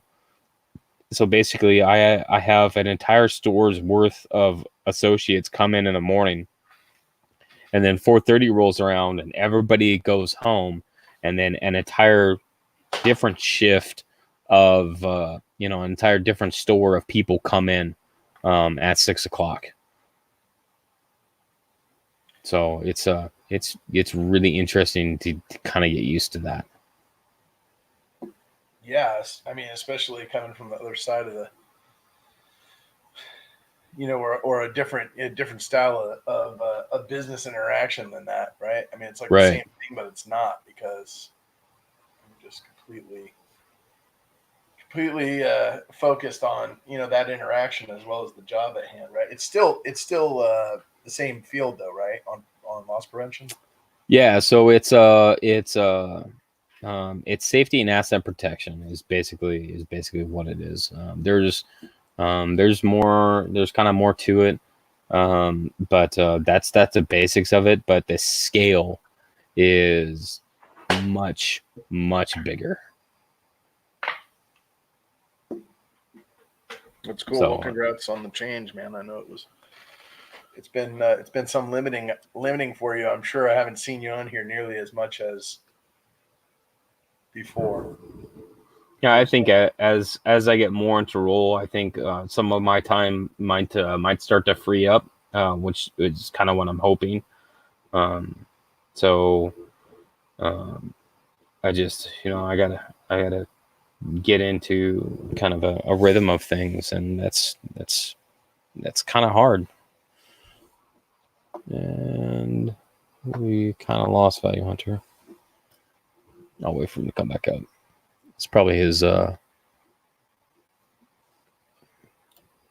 I've got some issues with my camera. I'm trying to switch over and get the USB on my desktop, and 1080p. It's really clear, but it's not the best quality. Yeah. Yep. It's out on me occasionally, and I'm going to try to just go to the USB mic, because I can look at stuff under there that's probably more entertaining for your audience. Bigfoot says, leave the naughty nickels alone, change the design, but leave the intrinsic value of 75% copper and 25% nickel. That's fine. I mean, but that's what I'm talking about, is that we've had the same design basically on a coin for the better part of 70 years. Like, it's time for a change. It is really time for a change on our coinage. I mean, when you look at other countries, when you look at, all these other things that we are so behind the times in terms of design, that it's almost embarrassing.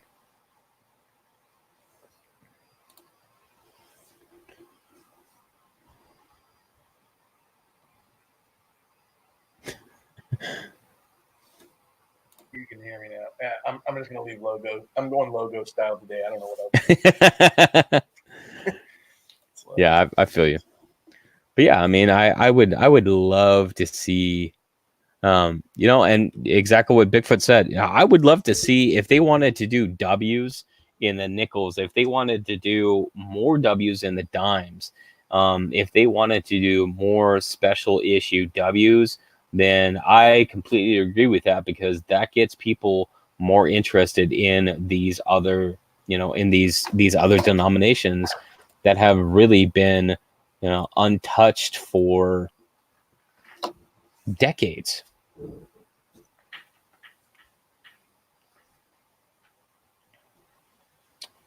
Metal detecting UK. How is it going?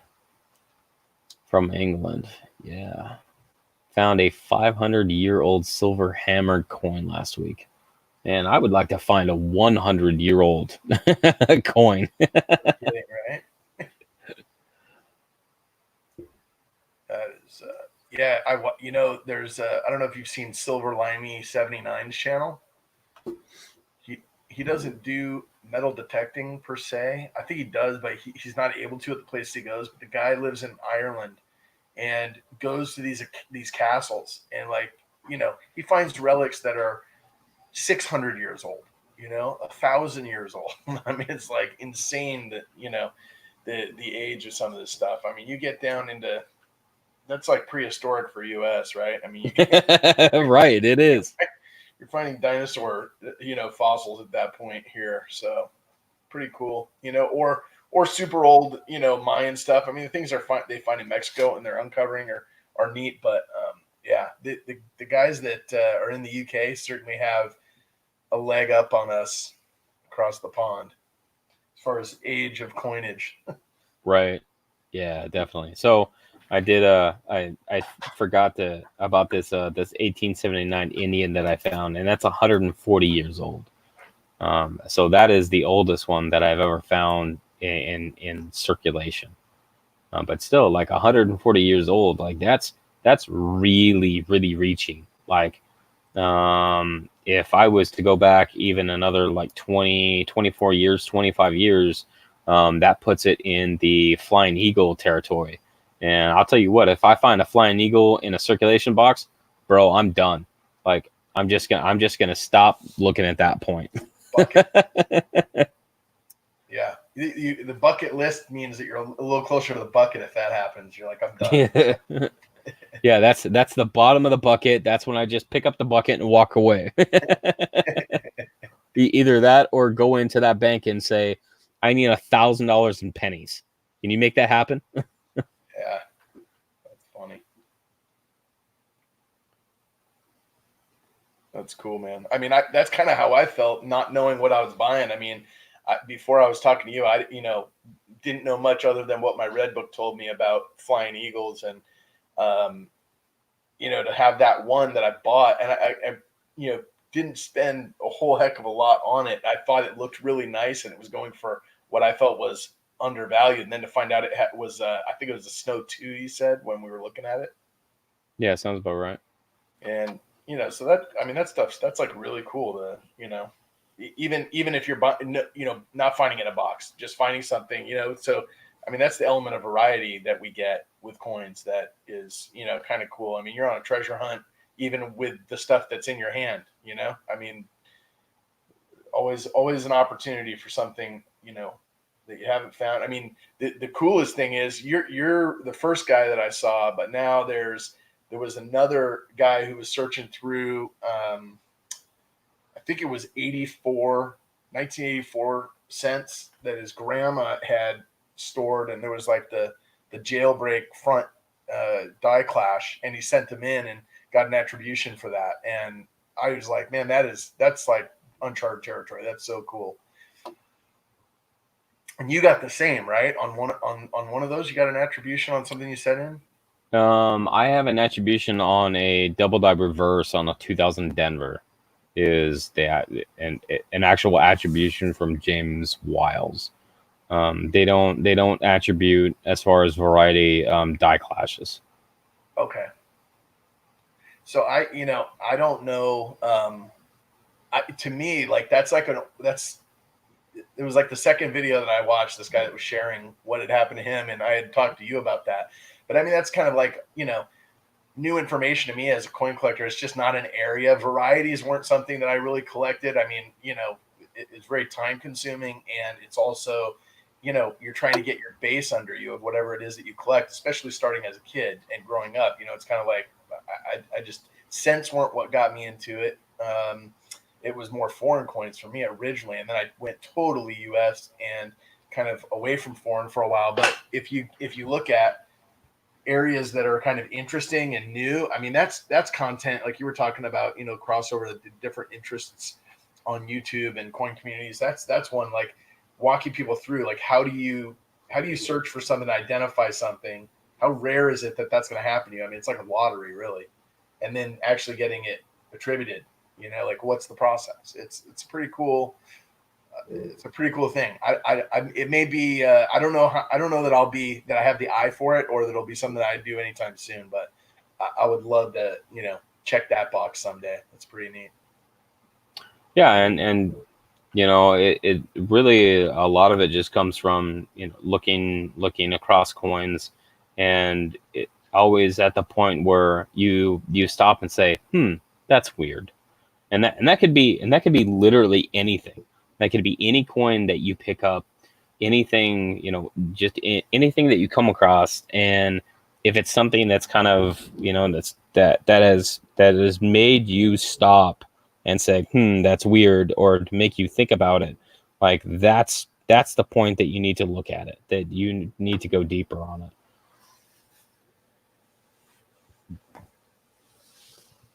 Bigfoot says that I'm gonna get all shiny new zincs when I go in and get $1,000 of pennies. With my luck, Bigfoot, probably. But I would love to see the U.S. kind of step up in terms of monetary technology in some of the bimetals. There are coins that are trimetals, even polymer, polymer,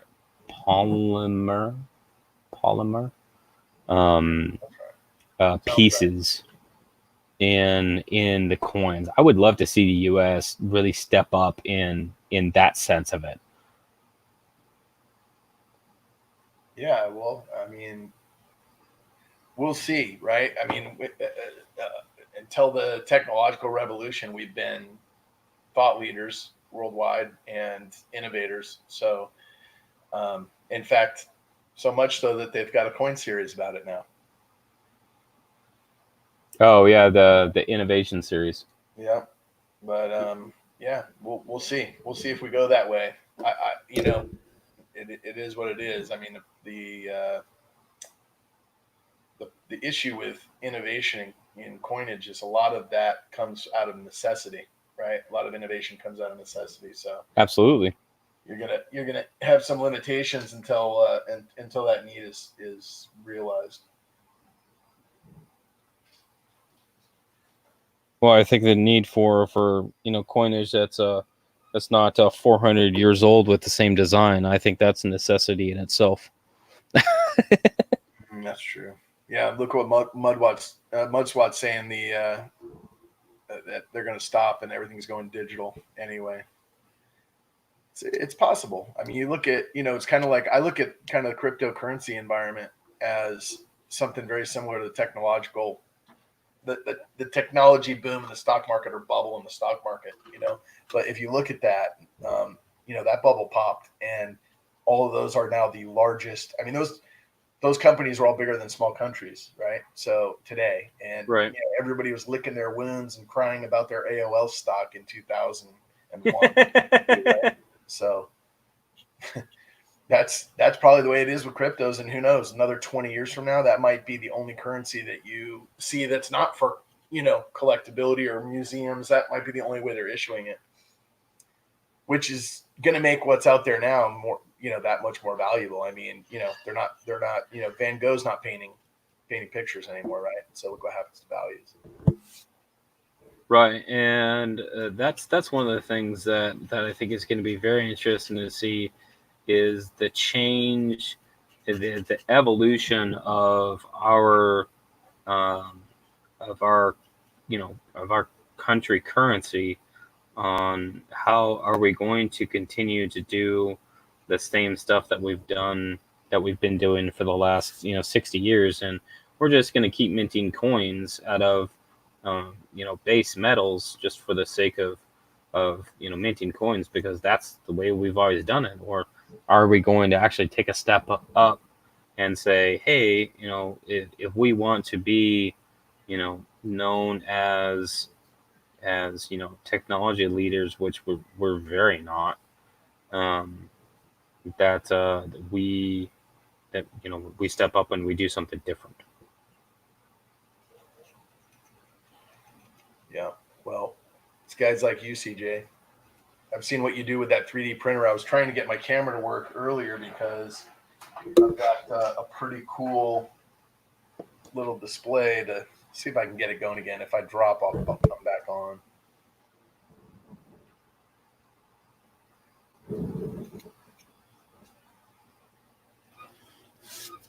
Yeah, Bigfoot. I would love to see. I would love to see plastic. Maybe not full plastic, but like polymer, plastics. As far as like a polymer ring, like the ring could be the color of the mint. So blue could be Denver, red be Philadelphia, or whatever. So that it would basically eliminate mint marks. But you could still be able to tell like what mint that it came from.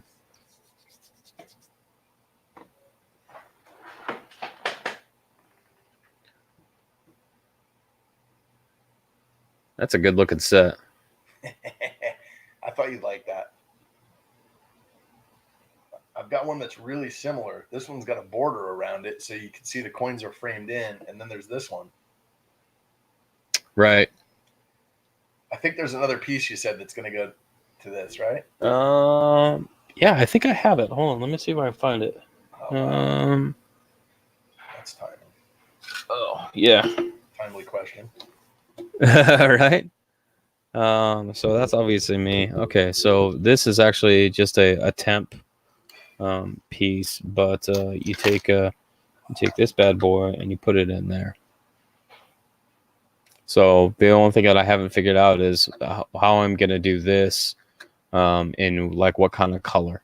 Am I gonna do it in white and then paint it? Am I gonna print it in the three different colors and stack them together? Right. I haven't quite figured out, but that's basically that same thing in the Union Jack flag. Wow, that's really cool. So, but this is printed in translucent, so that's why it looks unique like that. But have you stocked up on these coins to the point where you're able to provide them now along with the 3D printer? No, I have no idea where to even get these coins from. So I bought, in getting these two, I ended up having to buy some lots of them. So I've got like a mixture, but a lot of them are the 10, but I've got some of the other ones in here too. If you end up running into a need or know somebody that does, I like, these are kind of like extras. They're just sitting there, not 10 P's. Yeah, it's 10. Is it 10 pence? Yeah, it is 10 pence. So I've got, let's see, I'll tell you exactly what I have. They're all shield. I have a ton of these 10 pence. 3, 4, 6, 7, 8, 9, 10, 11, 12, 13. Looks like 13 10 pence. I've got two of the 2 of the 2 pence, 3 of the 1 pence, and 2 of the 5 pence. Do you have enough to do a set? No, because so I've got 1, 2, 3, 4, 5 of the 6 coins. So the big one, right, the 50p, it's at the bottom. You'd have to buy that one separately. Okay. Yeah, that coin right there, you'd have to buy. They're about, I found them for like $4.99 shipped on eBay, coming from Great Britain. Some people may have them, may be able to find them cheaper, but the sets are going for like, you can't find them under 24. Or I found one for 15, but with shipping, it was like another $10. So they're about $25 a set, something like that. Yeah, that sounds about right. So I've got 2 full sets here minus the 50p.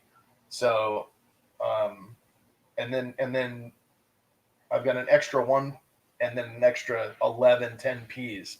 So, yeah, if that was something anybody that, is looking or whatever, that's picked up one of those 3D pieces from you, or if you want them, just let me know. I'm like, not a collector of them, but I just had to have them because of how cool this thing you made was, man. It's like really cool. Got one for each of my boys. And I will grab the jacket off you once you figure out what you're doing with it. Just let me know. Yeah, I ordered some white, so I'm going to try to print this in a full white. Because I figure that with a full white, then at least I could just paint the colors, and just tape them off and paint them. Yep. And just see what that looks like. And see what I want to do, because it's much easier to print it in a single piece like this than have to print all of the individual pieces and then line them up perfectly and stack them on top of each other. Well, I mean, like, I don't know where you came up with the whole idea originally, man, but it is super awesome, and I'm really proud to own them. Yeah, I mean, it's something different, because I had seen this this set, and I've for the longest time I've been wanting this, just because I love the idea of that you collect one of each of them, and when you put them together, then they make something out of them. Yeah. So the holder is just a holder for that concept, and for something something different. That's where I came up with the flag, because it would make so much more sense with the flag behind the crest than nothing. Yeah, it's I can see it. It's going to be cool to see it colorized, because they'll probably pop even that much more, I think so. Yeah, so I'm hoping. Let's see, when did I order that white? I should get the white in, I think, this week or next week. No, this week, Wednesday maybe. I'd have to double check it, but if I get in this week, then I'll by next weekend I'll have 1 or 2 of these that I'll be using for test pieces. So we'll see what comes out. What comes out with that. Cool, man. Yeah, I appreciate it. Let me know. Hit me up, message or email or something once you get them, and get an extra. I guess I've got 1 that will fit, right? So when you get an extra one in the stack, I'd love to grab one from you. Yeah. As soon as I get it figured out. But yeah, it's one of my 3 a.m. brainchilds right there. Yeah. Best ideas, man. I need some more of those. Yep. It's cool. Definitely need some more of those. I got to put up. I'm gonna jump pretty quick. I may not do it today, but within the next day or 2, I got to get some video going. I want to put up like I've hit 500 subs in the last month or so, and I haven't done any giveaways. Kind of my whole theory was that I wanted the folks that were on my channel to kind of like be there because they appreciate the content and they enjoy watching. It's more of a video. I've never done a live stream. I've never done a giveaway. So to hit 500 was took me a long time, like a year and a half of making videos to get to that mark. But I figured, you know, it's time to throw up a giveaway to, you know, show appreciation for everybody that's been watching and supported. It seems to be the thing to do. It's what everybody does. So I just won the big show like less than a month ago. And I got this one of the coins I got was amazing. They're all really cool, but there's one in particular, which is this large cent. 1896 large cent Newcomb 4. Yeah. In VF. So let me see if I can, let me get my glove back on here real quick. I'll show this thing off. I think I have one large cent, but it's a wreck. So. Oh, really? I've got some that are kind of wrecked too. I've got some that are good, but they've got an issue, so they're not. You know what I mean? They're probably, you know, they're cool, but they're like $5, you know, $10 coins for, you know, just because of the age and what they are and everything. This thing, like, I mean, it's almost like gradable, and it's just awesome, and it's a variety. And I don't know anything about it, but I'm keeping this one in my collection. I was like, you know, that's the one thing from the that I got from the big show win that's going to be in the, you know, the perma collection. Yeah. And I mean, I think it's just gorgeous, isn't it? I mean, beautiful coin. But I mean, you wouldn't believe the pile of stuff that came in. And so I'm just going to basically, I think in my giveaway, I'm going to, you know, there's even like an ounce of silver in there, a bunch of copper, a bunch of stuff. You know, there's certain things like this, right? Like I got to keep this just because Blues put it in there. You know what I mean? And it's really cool. I mean, it's an 85 proof.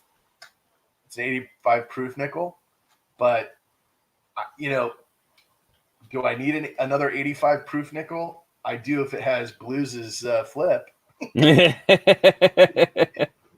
So I'm keeping that. And, you know, there was a couple from Mantic, and I think you've got one in here too. And so anyway, it's just kind of cool because it represents the community for me. You know what I mean? So I'm like, all right, I'm going to keep a handful of the items out of here, but there's some good stuff that's worth some dough. And I think what I'm going to do is just, you know, have a massive 500 sub giveaway and include a lot of that stuff and give it back to the community. You know what I mean? Everybody sent it in, but you know, the subs that have gone on my channel and stuff. So anyhow, that'll be my project this week, is to get a video up on that. So watch out for it, man. Be sure you hit me up with a comment or whatever I say do to enter in. I just show up. Stuff happens. That's right. That's the truth. It's worked for me thus far, so you know, reasons. Yeah,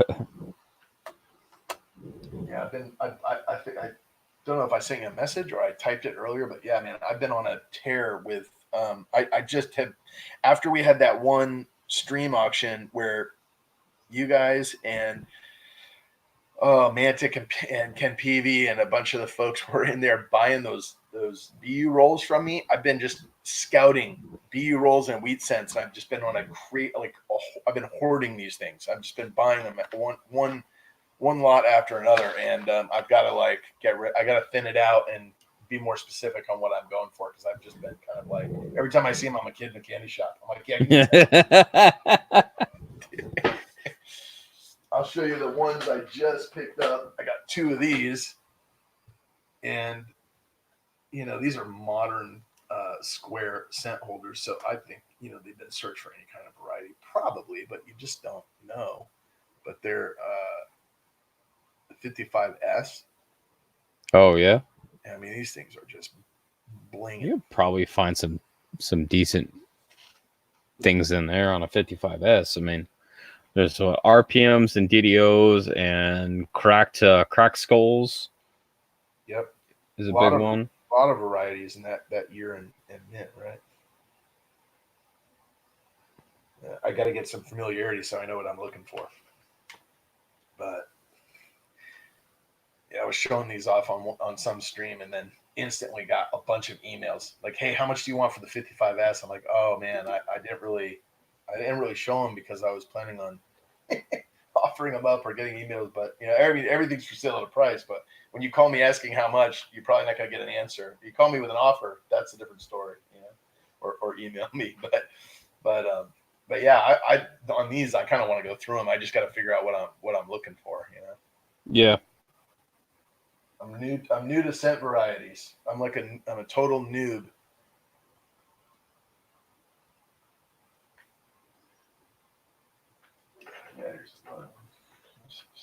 Well, and that's one of the things that there's so much stuff that once you start getting into it, like it just opens up into a whole different world.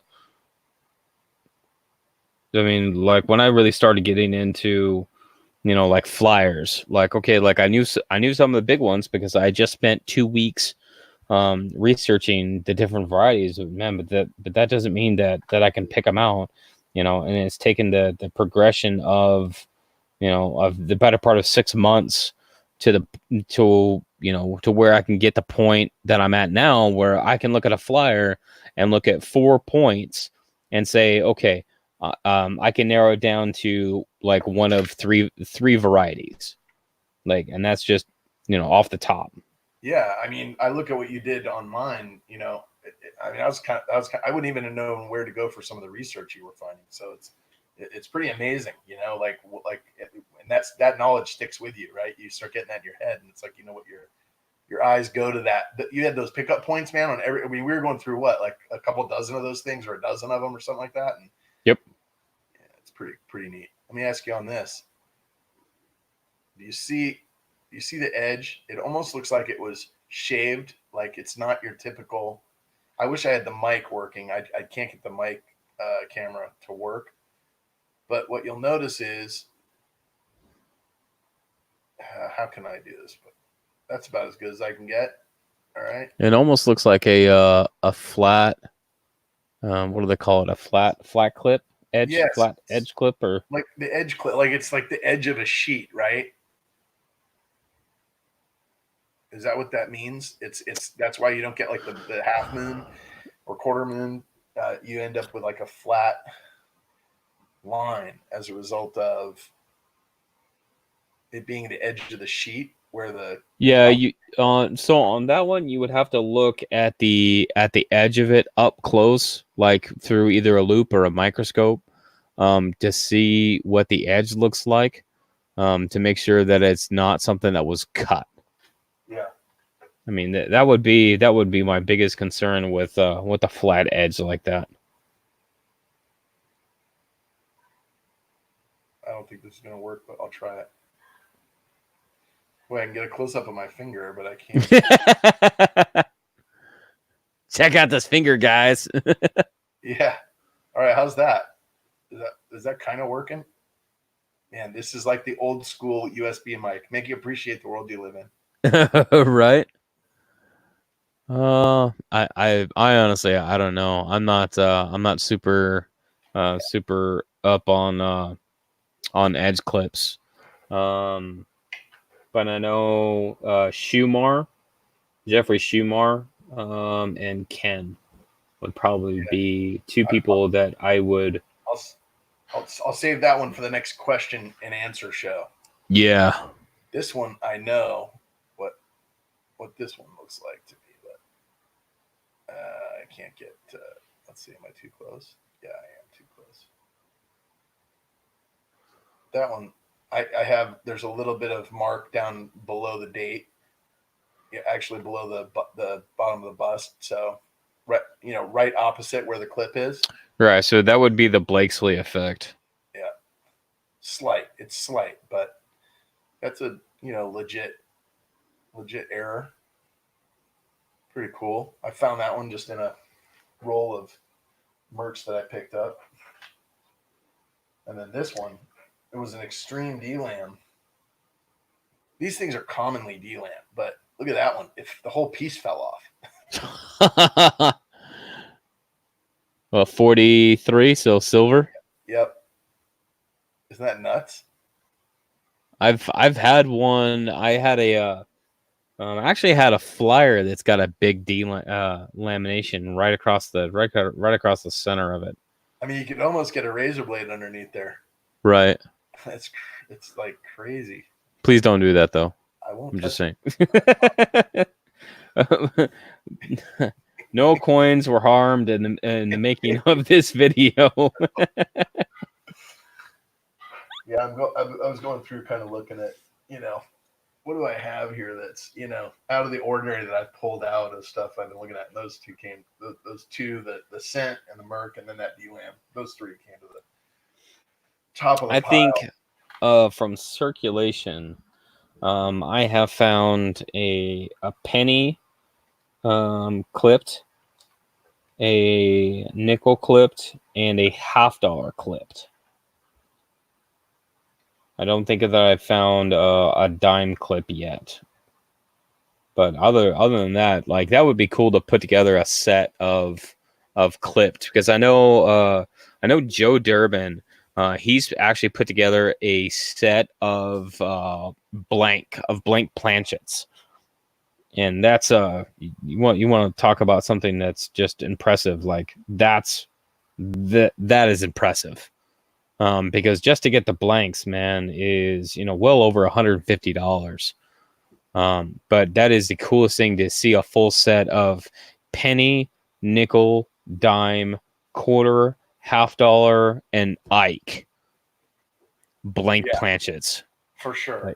Like that is legitimately the coolest thing that I've seen. He was selling that set on his auction a couple times. Right. For pretty, I want to say very reasonable in what my opinion is of what that would cost to assemble, or, having one place like that. Really, really cool. I don't know if he has multiple of them, but yeah, that was definitely, I saw that auction where he was offering up, and actually he had that offered up. Nobody bid on it. And then it came back up at, I think, I don't know, I want to say it was like $20 or something like that, but I might be wrong. It might have been 50 or something. But I remember just looking at, I think I priced one or two of them, just seeing, what it would cost to assemble. And he was way priced right. But yeah, I think it'd be cool.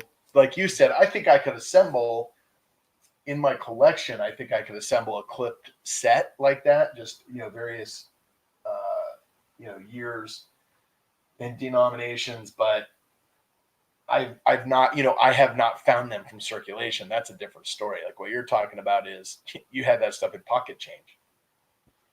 Right.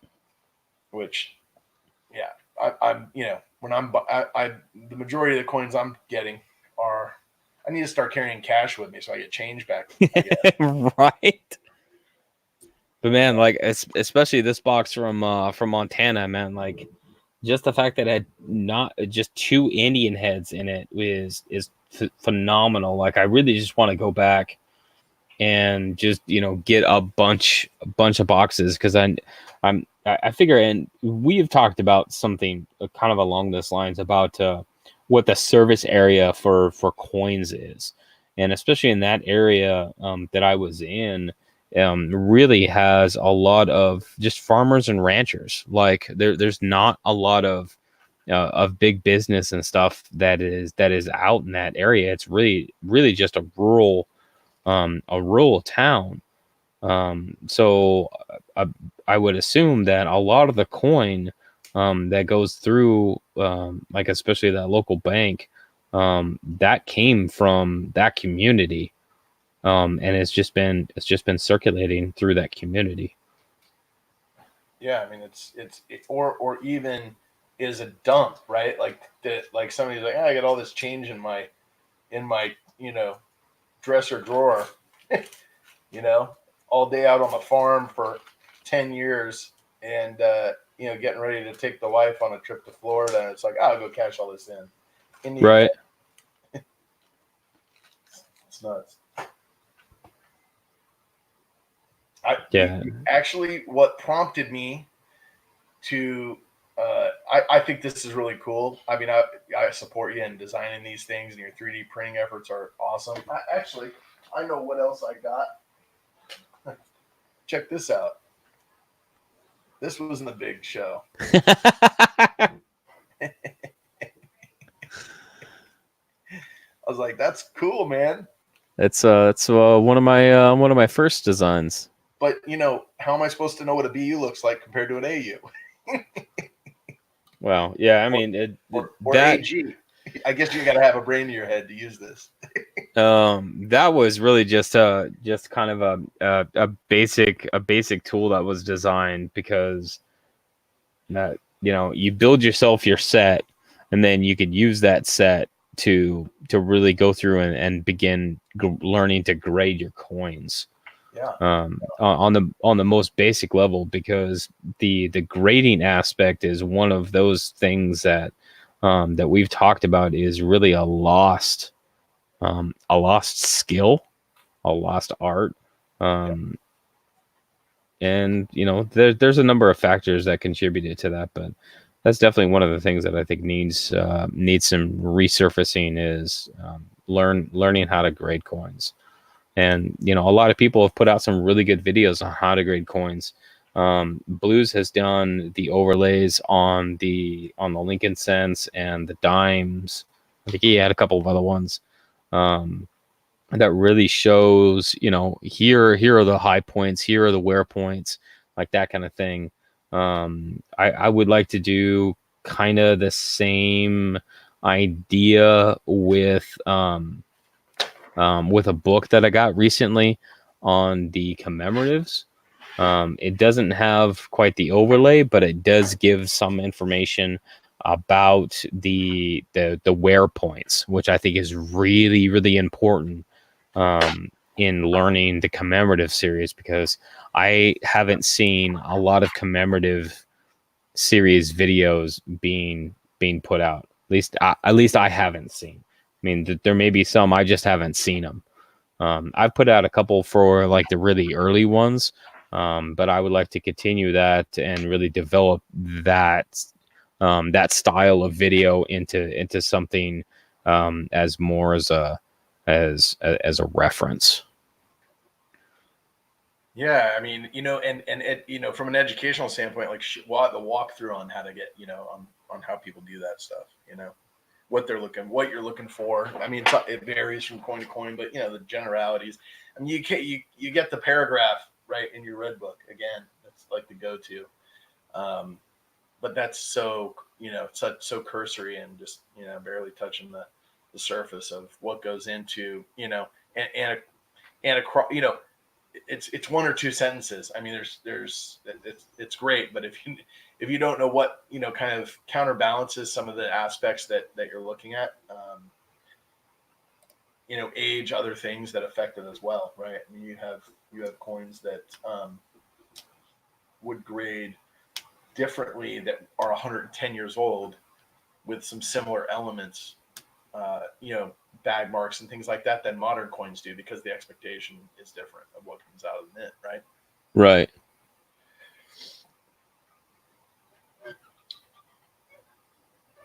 But so I mean, there's a lot of information out there that I just like. I want to start getting some of this in videos. So like the snows that I pick up. I try to do a video for all of those. I need to do one on the 5. And just because that's something that unless you are a snow collector, you really might have already come across one and didn't even know it. And I don't mind putting out videos and information for people to be able to find this stuff on their own, because that's coin collecting. Like, that's the idea. Right. Yep. That's exactly it. And just know I'll build my set first, so then I will already be done with mine. There's always a nicer specimen out there, man. I know. It's always nicer. Yeah, I was gonna say, I what kicked me off on this right here, I would have supported you anyway, but I was really more motivated and interested on these because I did a box of quarters looking for W's, and or a few of them actually, and did not find a one. I have yet to find a W in the raw in nature. In the wild. In the wild, yeah, that's what I was looking for. Coin roll hunting, right? And so I'm like, all right, I'm taking these things over and I dump them. So kind of a funny story. I think I might have told you this story, but every time I go in, I dump a box or two full of quarters, and I always, or halves, and I always fill the bag. I fill the machine, and so they come in and they effectively, clear out the machine for me. And Right. I've got to wait there to finish because my money's stuck in there and I can't get a receipt until it's all done, whatever. So every time they open it, I've become friendly with the tellers in there, and there's one girl up front that works the front desk and does the coin machine. And everybody else now is like electronic, like they're behind a screen. You don't even see them across the table anymore. It's like you pick up a phone and there they are at this one branch. And anyhow, I ask her, hey, can I look at your reject bin inside? Sometimes there's foreign coins or anything, I don't know what you guys do with that stuff. She goes, yeah, you can have that. You can have whatever's in there. So I grab the bin, dump it in my empty box and go back to the hunt, or go back to the dump. And then when I get home, look through it. And one of the things I found on that around that time that we were doing that was I found one of the 10 P's like this. The 10 pence? The 10 pence, and I found another one in a quarter roll. And so I was like, wow, what are these? I didn't really have a lot of familiarity, but this is the bag of stuff last time that came out of there. There's face value on some of this stuff that I could probably go spend at the grocery store. I don't know what that is. I have no idea. It's copper, but I don't know. It's the weirdest barrel. What? Yeah, that's. And this thing is heavy. It's solid. Solid copper, and it's got like a seam on one side, right? And it looks like a barrel. I have no idea what it is, but it's copper. And then this is gross, but it's also pretty cool. This is the other thing that was in there that I found. I don't know if you can see what that is, and I don't really want to take it out of this bag because it's disgusting to me. Yeah, let's not. But that is a gold tooth. Oh, jeez. That right there is a gold tooth, and it's not like somebody cleaned it out and was like, oh, it's all good.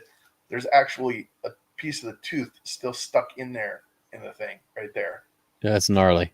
Yeah, I want to go destroy it and melt it down and just have a little nugget of gold. But the story is so much better to have this freaking molar right here. It's just. So yeah, big giant copper thing and a gold tooth, man.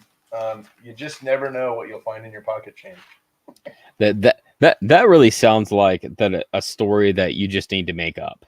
Yeah. Be like, right. Man, I was eating on something and it turned out to be this giant copper barrel thing and it knocked out my gold tooth. So this is what I got. To me, it kind of begs to have just some kind of fictitious, crazy story to come up with that. For sure. Hey, for kicks, should I send this into NGC? Just for kicks? No.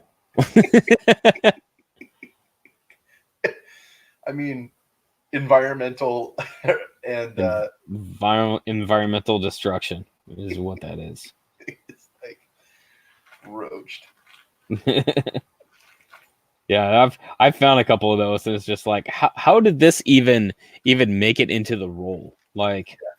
These things are just destroyed.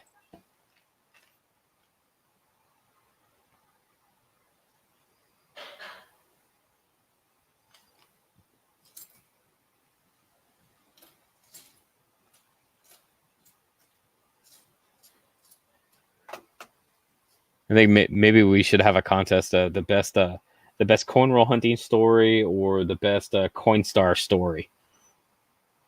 Yeah, really. The weirdest things, because I had one that it was a penny roll, and it looked like there was something inside of it because obviously the paper is different. And I open it up, and it is just a little junk metal ring, and it's got a dime inside of it. And I found that in a penny roll, and I was like, that is the craziest thing that I've ever come across in a roll. It's stuck like perfectly in the ring. Yes. Wow. I thought this was pretty cool find. Costa Rica, 2007. Nice. Yeah, I find Puerto Rican and Costa Rican coinage interesting. I don't know if it's like any up here in my area, I actually find a bunch of Canadian, and then euros, like the different euros. I find those are the ones that get stuck in the machine.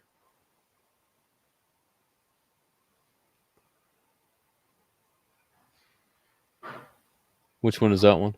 Is that another coast? Oh, Bahamas. Okay. Somebody went on a trip and had their international money left over, right? Yeah. That's exactly. They were probably on a cruise, and they hit all these like Caribbean nations or Gulf, Mexico and Gulf nations, and then came back up on the other side of Florida. They end up with all this change because there was Mexico in this one pile here. What is this? Mexico? It says pesos. Yeah.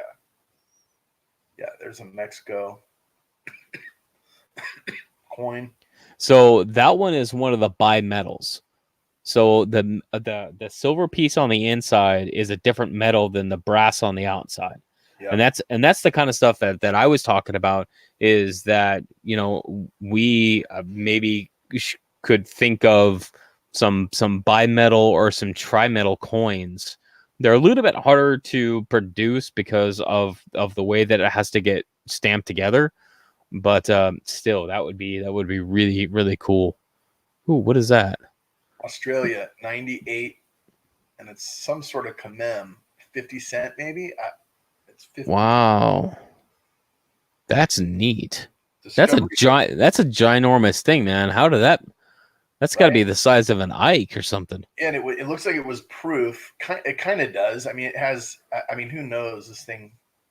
But you can see how it's a little bit like it was mirrored on the one side and then frosted on the other. I can't tell if it was or not, but. Have you looked up Numista for that one? I have not. I haven't looked at any of these. They've been sitting in a bag since I found them. And what's amazing is like there's Cayman Islands. This was all out of one handful that I grabbed. One dump. I got a gold tooth and all these foreign coins.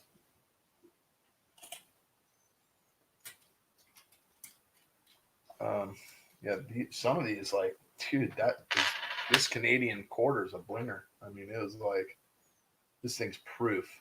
Like, it's what is this? I mean, it's like a mirrored finish on that. Oh yeah, but that's actually that's a circulation strike, which just baffles me that it comes out that nice. This would be, deep mirror for sure, right? Like whatever the 10-inch on the ruler thing is that you test. I mean, it would work. 2012 Canadian. No, these were all Canadian. 2006 Canadian quarter. They had a couple bucks worth of Canadian change. 06. That's a 60. Oh no, that's an 84. Then this quarter was in there. Check this thing out. That's a beautiful Philadelphia mint mark. Washington quarter. Let's see what year it was. All right. It got wiped. I mean, you probably, if you know the national parks or state quarters well enough, you could probably figure out what this is from the look of the bottom. You'd probably have folks in there, and I could do look at the pictures and do a little research. But yeah, it's like it got caught. I asked somebody about this. I wondered if this was potentially coming out of something and got caught between two pieces of metal at the mint. like if that was an error. They're just like, no, there's nothing that would do that in the machine. Yeah. So you're 50 cent. You're Australian. It's copper nickel, and it is a circulating commemorative coin, 1998. Mintage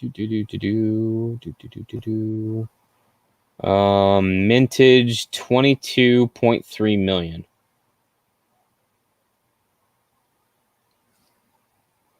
Aruba, Jamaica. Ooh, I wanna take you. I mean, I can't look at that coin without thinking of that song.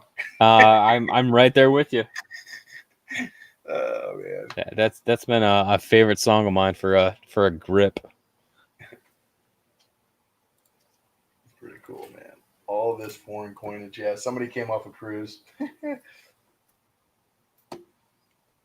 and then all of these the rest of it is these are all modern memorials that look like they've been dug, and a couple of quarters, a couple of pizza tokens. I don't know what in the world that is. Okay, so I'm pretty sure that I have most of the Caribbean, but I do not have Aruba. So That's I'm pretty gonna have cool. I'm gonna have to get that on my list. Yeah, and then you can sing every time you open your coin catalog. Oh, I love it. That's 98 dime, all chewed up. So the rest of it's all. This is all like modern U.S. that is, and then I don't know if this used to be copper pennies. Yeah, I don't know about that one. I don't know what that would be. Really weird. And then so cute, what you go tooth. There it is. I'm saying you should come up with a really good story. Something about like a chocolate covered copper something, and it knocked out your tooth. I'm just saying. It's crazy, dude. Look at that thing. I mean, this person was like a shark mouth too. I mean, those are some serious. That's a serious molar right there. There's a gap in the side of that thing like I've never seen. So yeah, I got that right out of the box and into a bag. Once I realized it was gold, I'm like, okay, Yeah, not touching that. not touch that again. Oh, there's more. Wow, there's actually more in this bag. So there's a 77 half. That could be a variety. Oh man, that thing is the PMD variety. What's the P&D?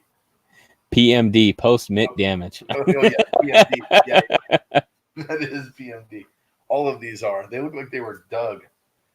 And this is my favorite one. That's like somebody took, like let's see what it takes to cut through a cent. Grab grandma's garden shears.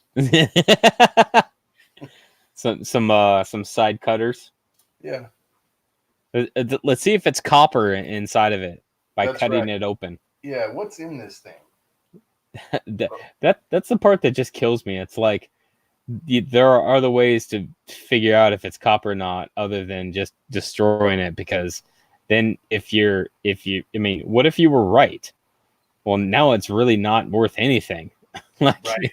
you destroyed like physically all of the value that it possibly had. It's an 80 something. Looks like an 82 maybe. Copper. Here's another foreign. 2002. You recognize the building?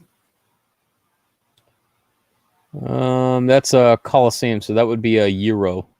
That is a euro. It's 5 euro cent, which is kind of weird. I didn't know they had cents.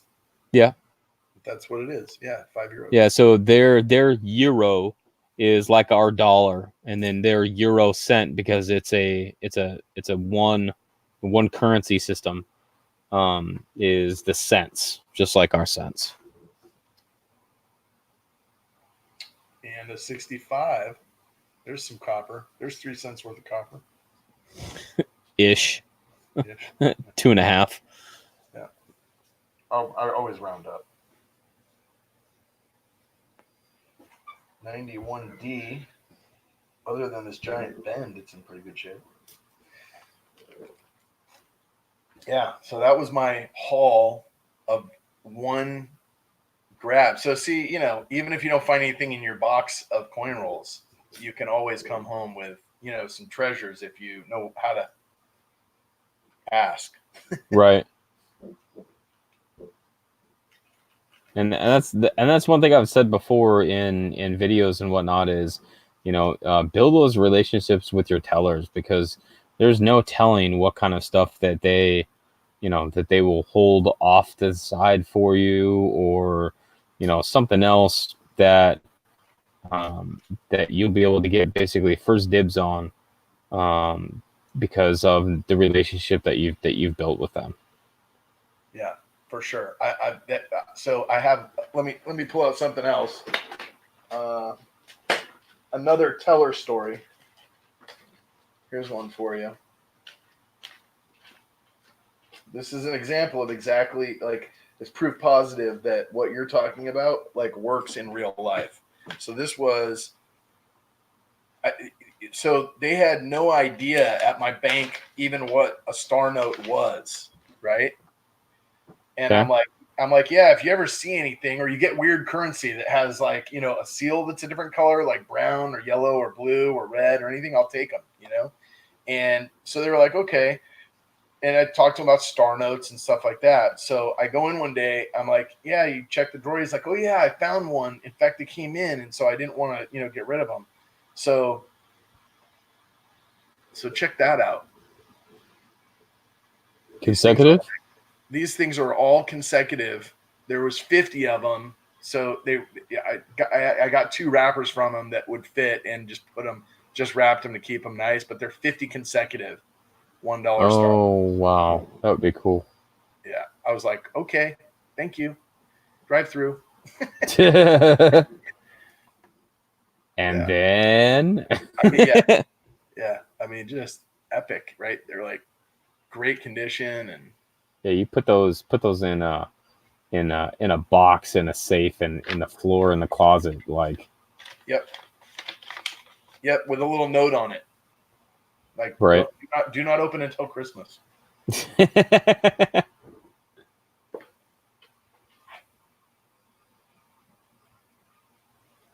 Oh, you know, I had somebody hit me up and he said he's collecting mint and proof sets. And I just realized I got a 52 proof set sitting here that I wanted to sell. And I need to email him back and let him know. That's kind of crazy. Yeah, I think storage and organization is like the number one thing that gets train wrecked first when you start collecting coins. Like that just seems to be like the worst enemy for anyone collecting coins is, how do you store them? How do you organize them? How do you, and everybody does something different. And it seems like that the more that the longer that you collected, like the more disorganized you get. I mean, that's the way I feel, because my desk turns from clean to, it looks like that I haven't cleaned in 20 years. Yeah. Like pretty much overnight. Every week, right? You have that turnover every week. It's like, okay, or sometimes every month, right? But like, take the time, clean the desk, get organized, everything's looking good. I do the same thing, right? And then the mailman comes, and then the next thing you know, it's like, okay, I've got piles of old mint issued paper and boxes of bags and pennies, and it's like, okay, I got to go through all this stuff, but like, there's only so much time in the day. You got kids and family and work, and Come on, do what you want all the time. None of that is that important. Come on. No. What's up, Jeff Stanley? How you doing? I don't think I'm seeing live. I'm not seeing the chat. I actually popped out. I need to do that. Popped out the YouTube chat and just put it on the side. I thought because it was glitching me out on my camera, so that's why I shut it down. But the StreamYard live comments are about 10 to 15 seconds behind the YouTube chat. Okay, gotcha. Yeah, the last one I was seeing was from 30 minutes ago from Silver Superman or Super Silverman.